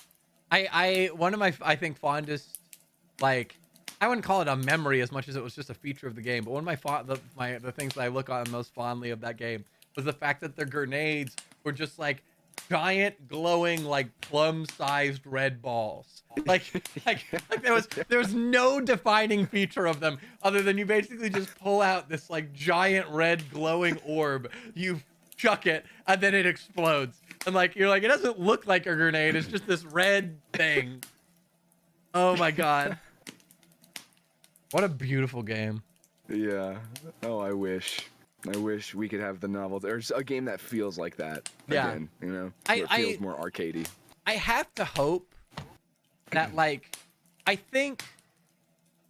don't know how deeply we want to delve into this topic, but I think that we're reaching a point with the amount of massive shifts in gaming of layoffs and like the push against games as a service and like battle pass models and like the general disgruntled nature of gamers in general of like they're locking in on a set amount of games, where I think in the short term, in the next year or two, we're gonna see a lot of companies trying to put out the same old shit, because essentially like publishers are starting to realize game as a service does not equal money. But they also are realizing that games are becoming so expensive that if it's a flop, it really is a bad thing. So I think in the short term, we're going to see a lot of really like secure games of like, we're going to get a lot of sequels. We're going to get a lot of like the next action adventure single player game or the next like shooter. Like we're going to get a lot of the stuff that we've seen slightly souped up. But I'm hoping that when that doesn't pan out the way that they all hope it does, which we all know it won't, I'm hoping that like give it 3 or 4 years and we're gonna start seeing kind of the swing back of like more indie and more like adventurous games. And I'm just hoping that we're getting to the point that now the people who played those games as kids are adults and remember those things and what they were like, and we might see the revival of some of those things with modern mechanics done well. I don't know if that's too hopeful, but here's hoping. No, I think you're absolutely right. And I think it was either Saber or Charchu, somebody was talking about how they're expecting GTA to be like $100. Yeah, it was Saber. Like that's the prediction right now. Yeah. And there is a chance that they like go higher. They raise the premium price, which then everyone will follow. Which is insane, and I hope doesn't happen, just for the sake of all the companies that are below them that can't afford to do that kind of thing because they know it'll end up flopping. But I think we've already started to see that somewhat, even over the past, like, I want to say 10 years. I think since, oh man, my mind is blanking. Indie game, top-down view, very pixel arts. All of the Undertale. combat is just Undertale. Thank you. Oh my gosh. I think Undertale was very much a pioneer of, 1000%. I think what you're describing, of just really solid indie games, making an impression and forcing the industry around them to adjust to the reality that indie games can buck, and they can really make a huge impact. Power World did like, it last year. Yeah, Power World, and although not super indie, I would say Helldivers. I agree. In terms of like how the IP was very much on nobody's radar, And they're a came out of very nowhere small and became a studio. sensation. They were owned by a big publisher, but they were a very small studio. Yeah. As well as, like, I think the premium example of this right now is Lethal Company. Honestly. Yeah. I mean, Lethal Company, one dude made a game that outsold Call of Duty. That happening ever feels insane. And so I think that the frequency at which that is happening and at which indie games are really competing and very, very well, I think the frequency is closing in. And I think the longer that time goes on, the more that larger studios are going to have to realize that less is more. Hopefully. I don't know what your thoughts are on No, that. I agree, and I think even beyond just less is more. It's like I think it's about the content. It's about like you don't need the fanciest graphics. You don't need like the most modern battle pass or the just make something that's fun. Either have a really good story or have a unique mechanic. Like Helldivers isn't that different from every other shooter. What makes it unique is the stratagem system is fucking amazing and like super original and feel and allows people also to like customize and like feel like they can play the way that they want to play. Of like, I like setting things on fire. I'm gonna bring a whole fire build, whatever. Like you can your one soldier gets to do whatever you want. And then on top of that, like the fact that like it has the humor of like this hyper aggressive like parody narrative, and then you're also murdering the shit out of your friends on accident. Like that, like even just that angle of itself, like it's basically Deep Rock Galactic in space. Straight up, 100%. Like it's not that different, but like it feels more novel because they leaned into a very specific aesthetic, and they committed hard to it, and then they added one unique mechanic that felt really good, and people loved it. Yeah, honestly, it is Deep Rock Galactic with humans and political commentary. It's just, And Saber, I completely trust me, I completely agree with you, and I know like that's a very true thing. I'm hoping that pendulum starts to swing back. I think I'm hoping that at a certain point the C-suite gets their asses out of the way because they are losing money. And I think that we're getting close to that, but it's gonna take. We're not there yet. I'm saying it for the slow kids in the back.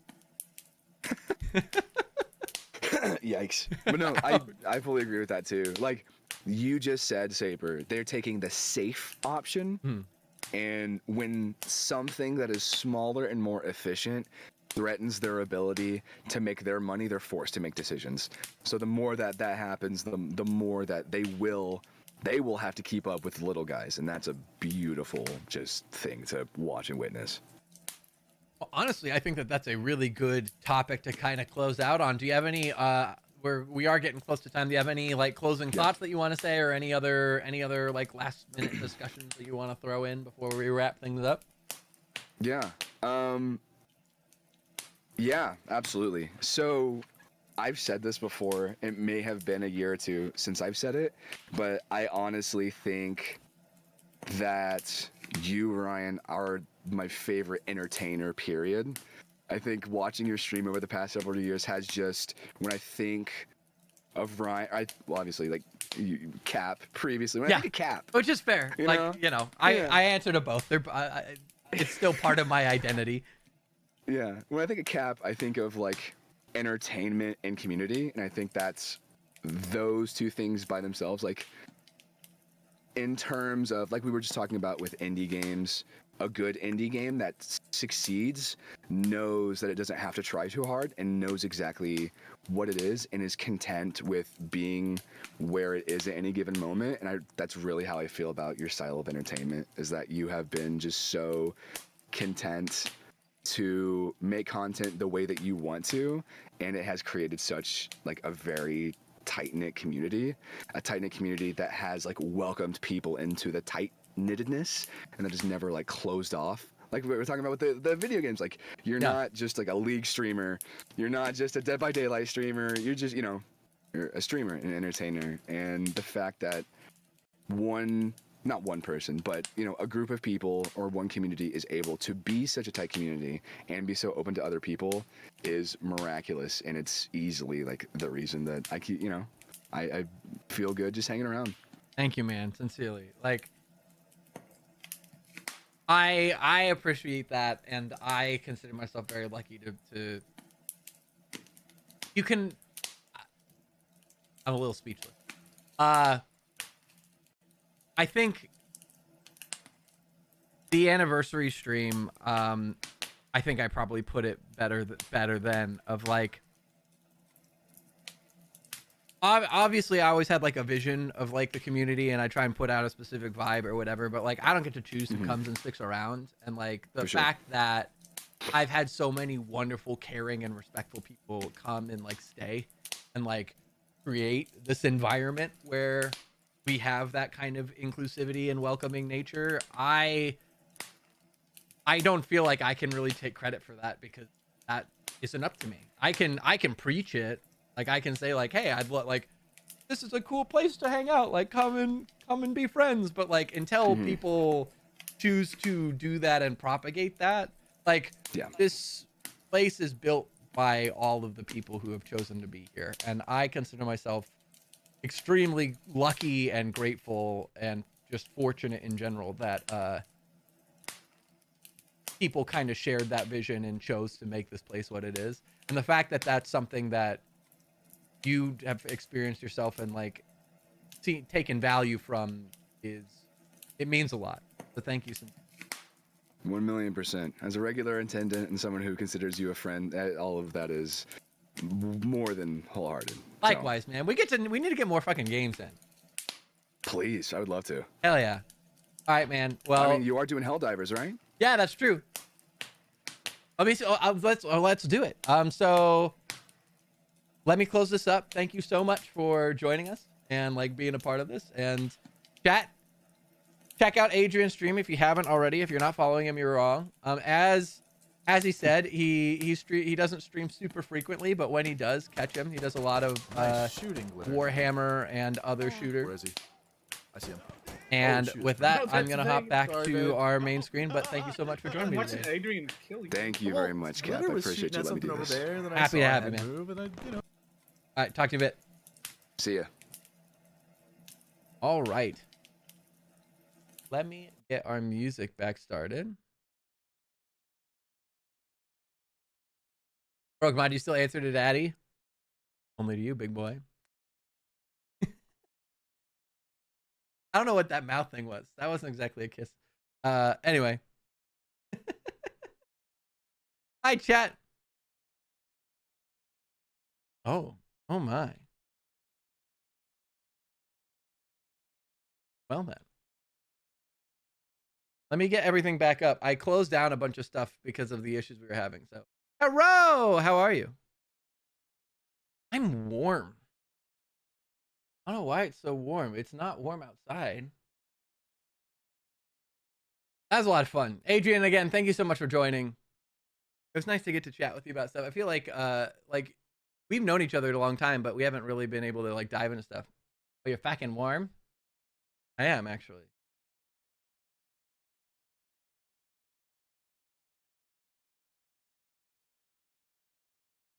Also, Broken Mod's a dad, everybody. A new father. Likewise, man. It was a blast. Let me check, because I think I might have War for Helldivers, and I don't want to promise. I don't want to promise a slot that I might not have yet, but let me check. And if I don't, we still have to play games sometime soon, please.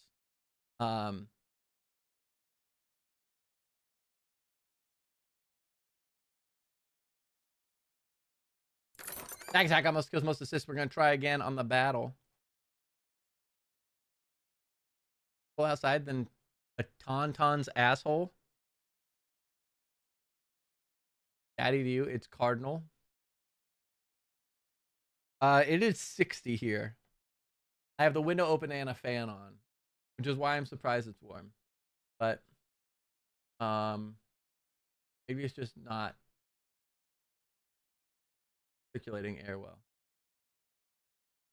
-5, 30 miles per hour winds. That's bonkers cold. Place a spy? I can. Okay, hell yeah. I didn't know I could do that. I don't think I've ever placed a spy. Anyway. All right.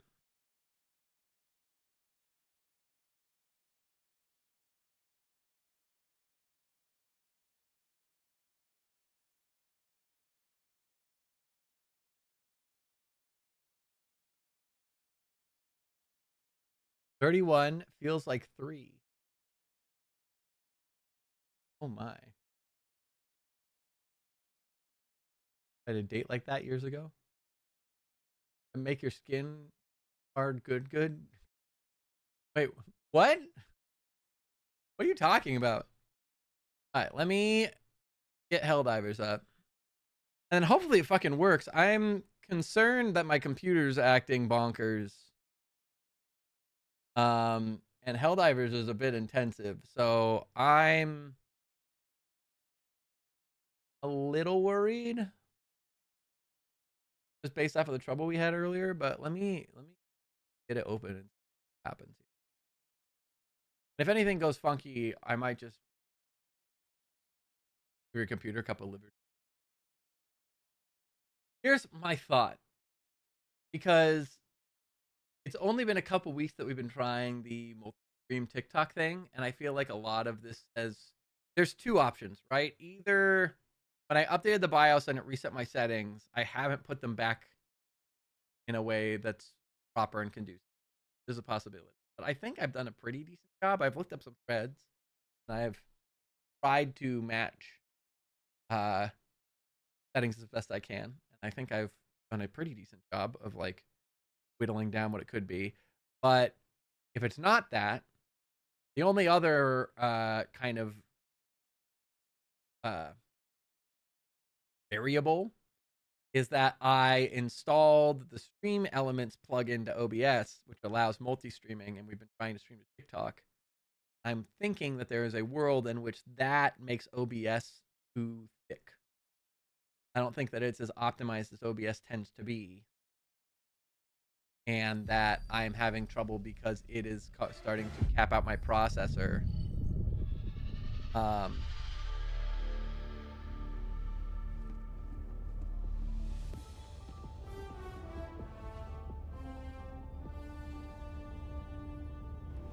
Okay. Well, for one thing, let me turn down graphics.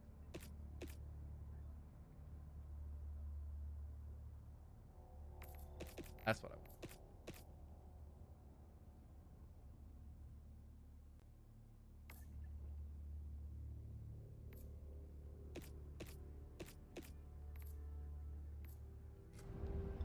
Okay. Then if I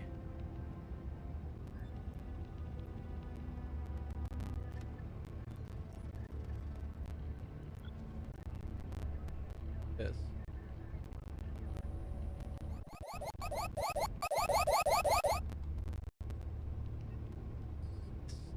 Is.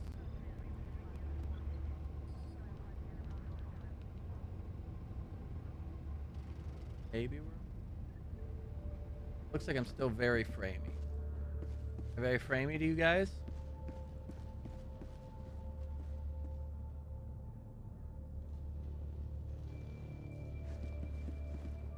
Hail Looking Super. like framey. Not super bad? That's not encouraging.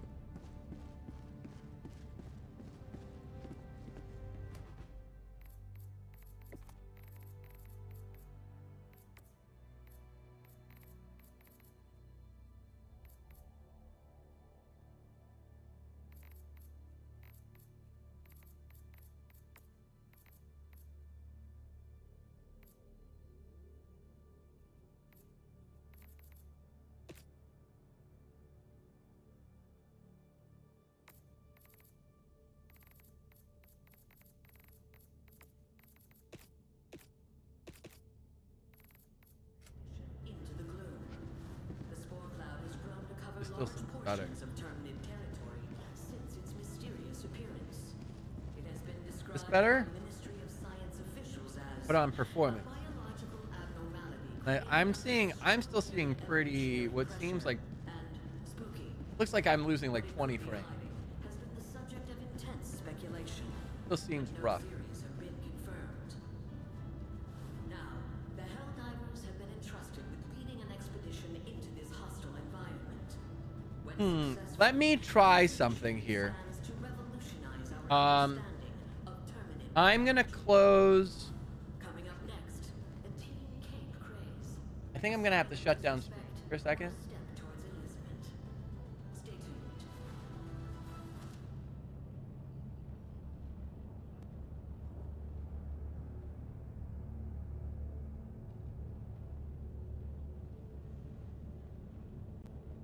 Yeah. I wonder if it's enhanced broadcasting.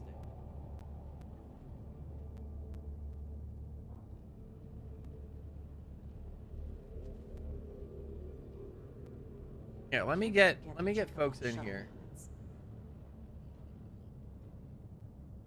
I'll get their opinion. Hello. Hello? Hello. How bad is the stream? How bad is the stream? Because if it's bad, is it, I guess it's looking bad on my end in terms of like the stats, but it doesn't look necessarily bad in the window. If that makes any sense. I feel like it's catching here and there, but it's not horrible. Would it bother you as a viewer?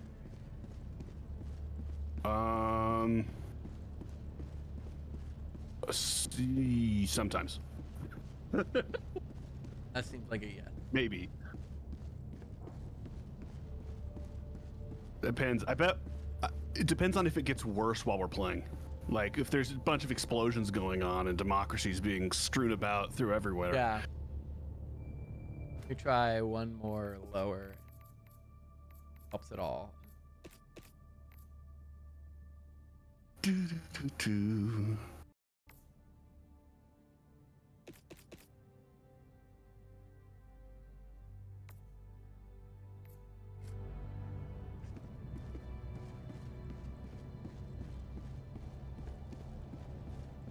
It doesn't appear to make any difference.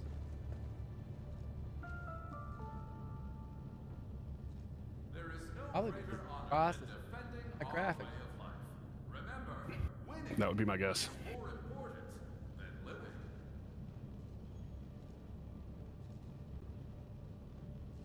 Kind of sucks. Yeah.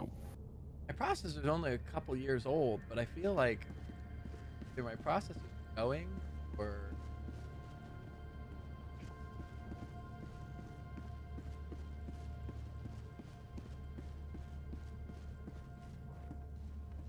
I don't know what to tell you.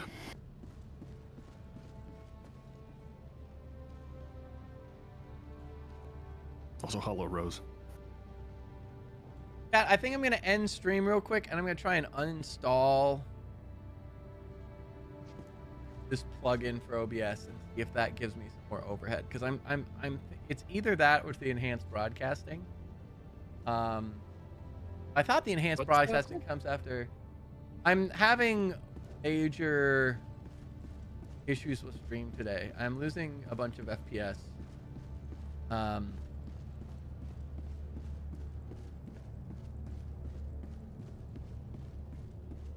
It just stopped. No, it didn't. Got better, but it stopped.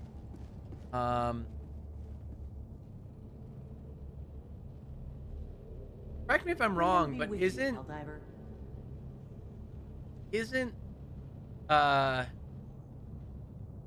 enhanced broadcasting feature that allows you to do encoding of various qualities supposed to be graphics driven, not processor?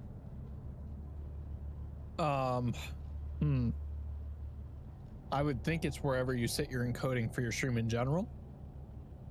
I would think. Because I only have two conclusions, and it's either that the enhanced broadcasting. I was told to say for democracy. Yes. It's either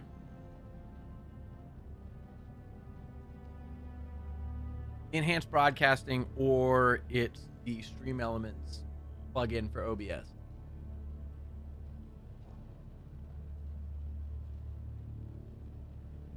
There's a bug in the chat. They escaped the farms. Dr. Pepper. Murder good citizens of Amazing. Super-Earth. Now, they're coming for you. The only thing that can stop them. All right. Allied destroyer has. That I think what I'm gonna do, Don't let your and I think I'm gonna put stream down for a second, so that I can. I'm gonna try uninstalling the plugin and see if that fixes it. And if not, I might have to turn off the encoding. But let me see. Stream's gonna go down. Gasp. I'll be right back.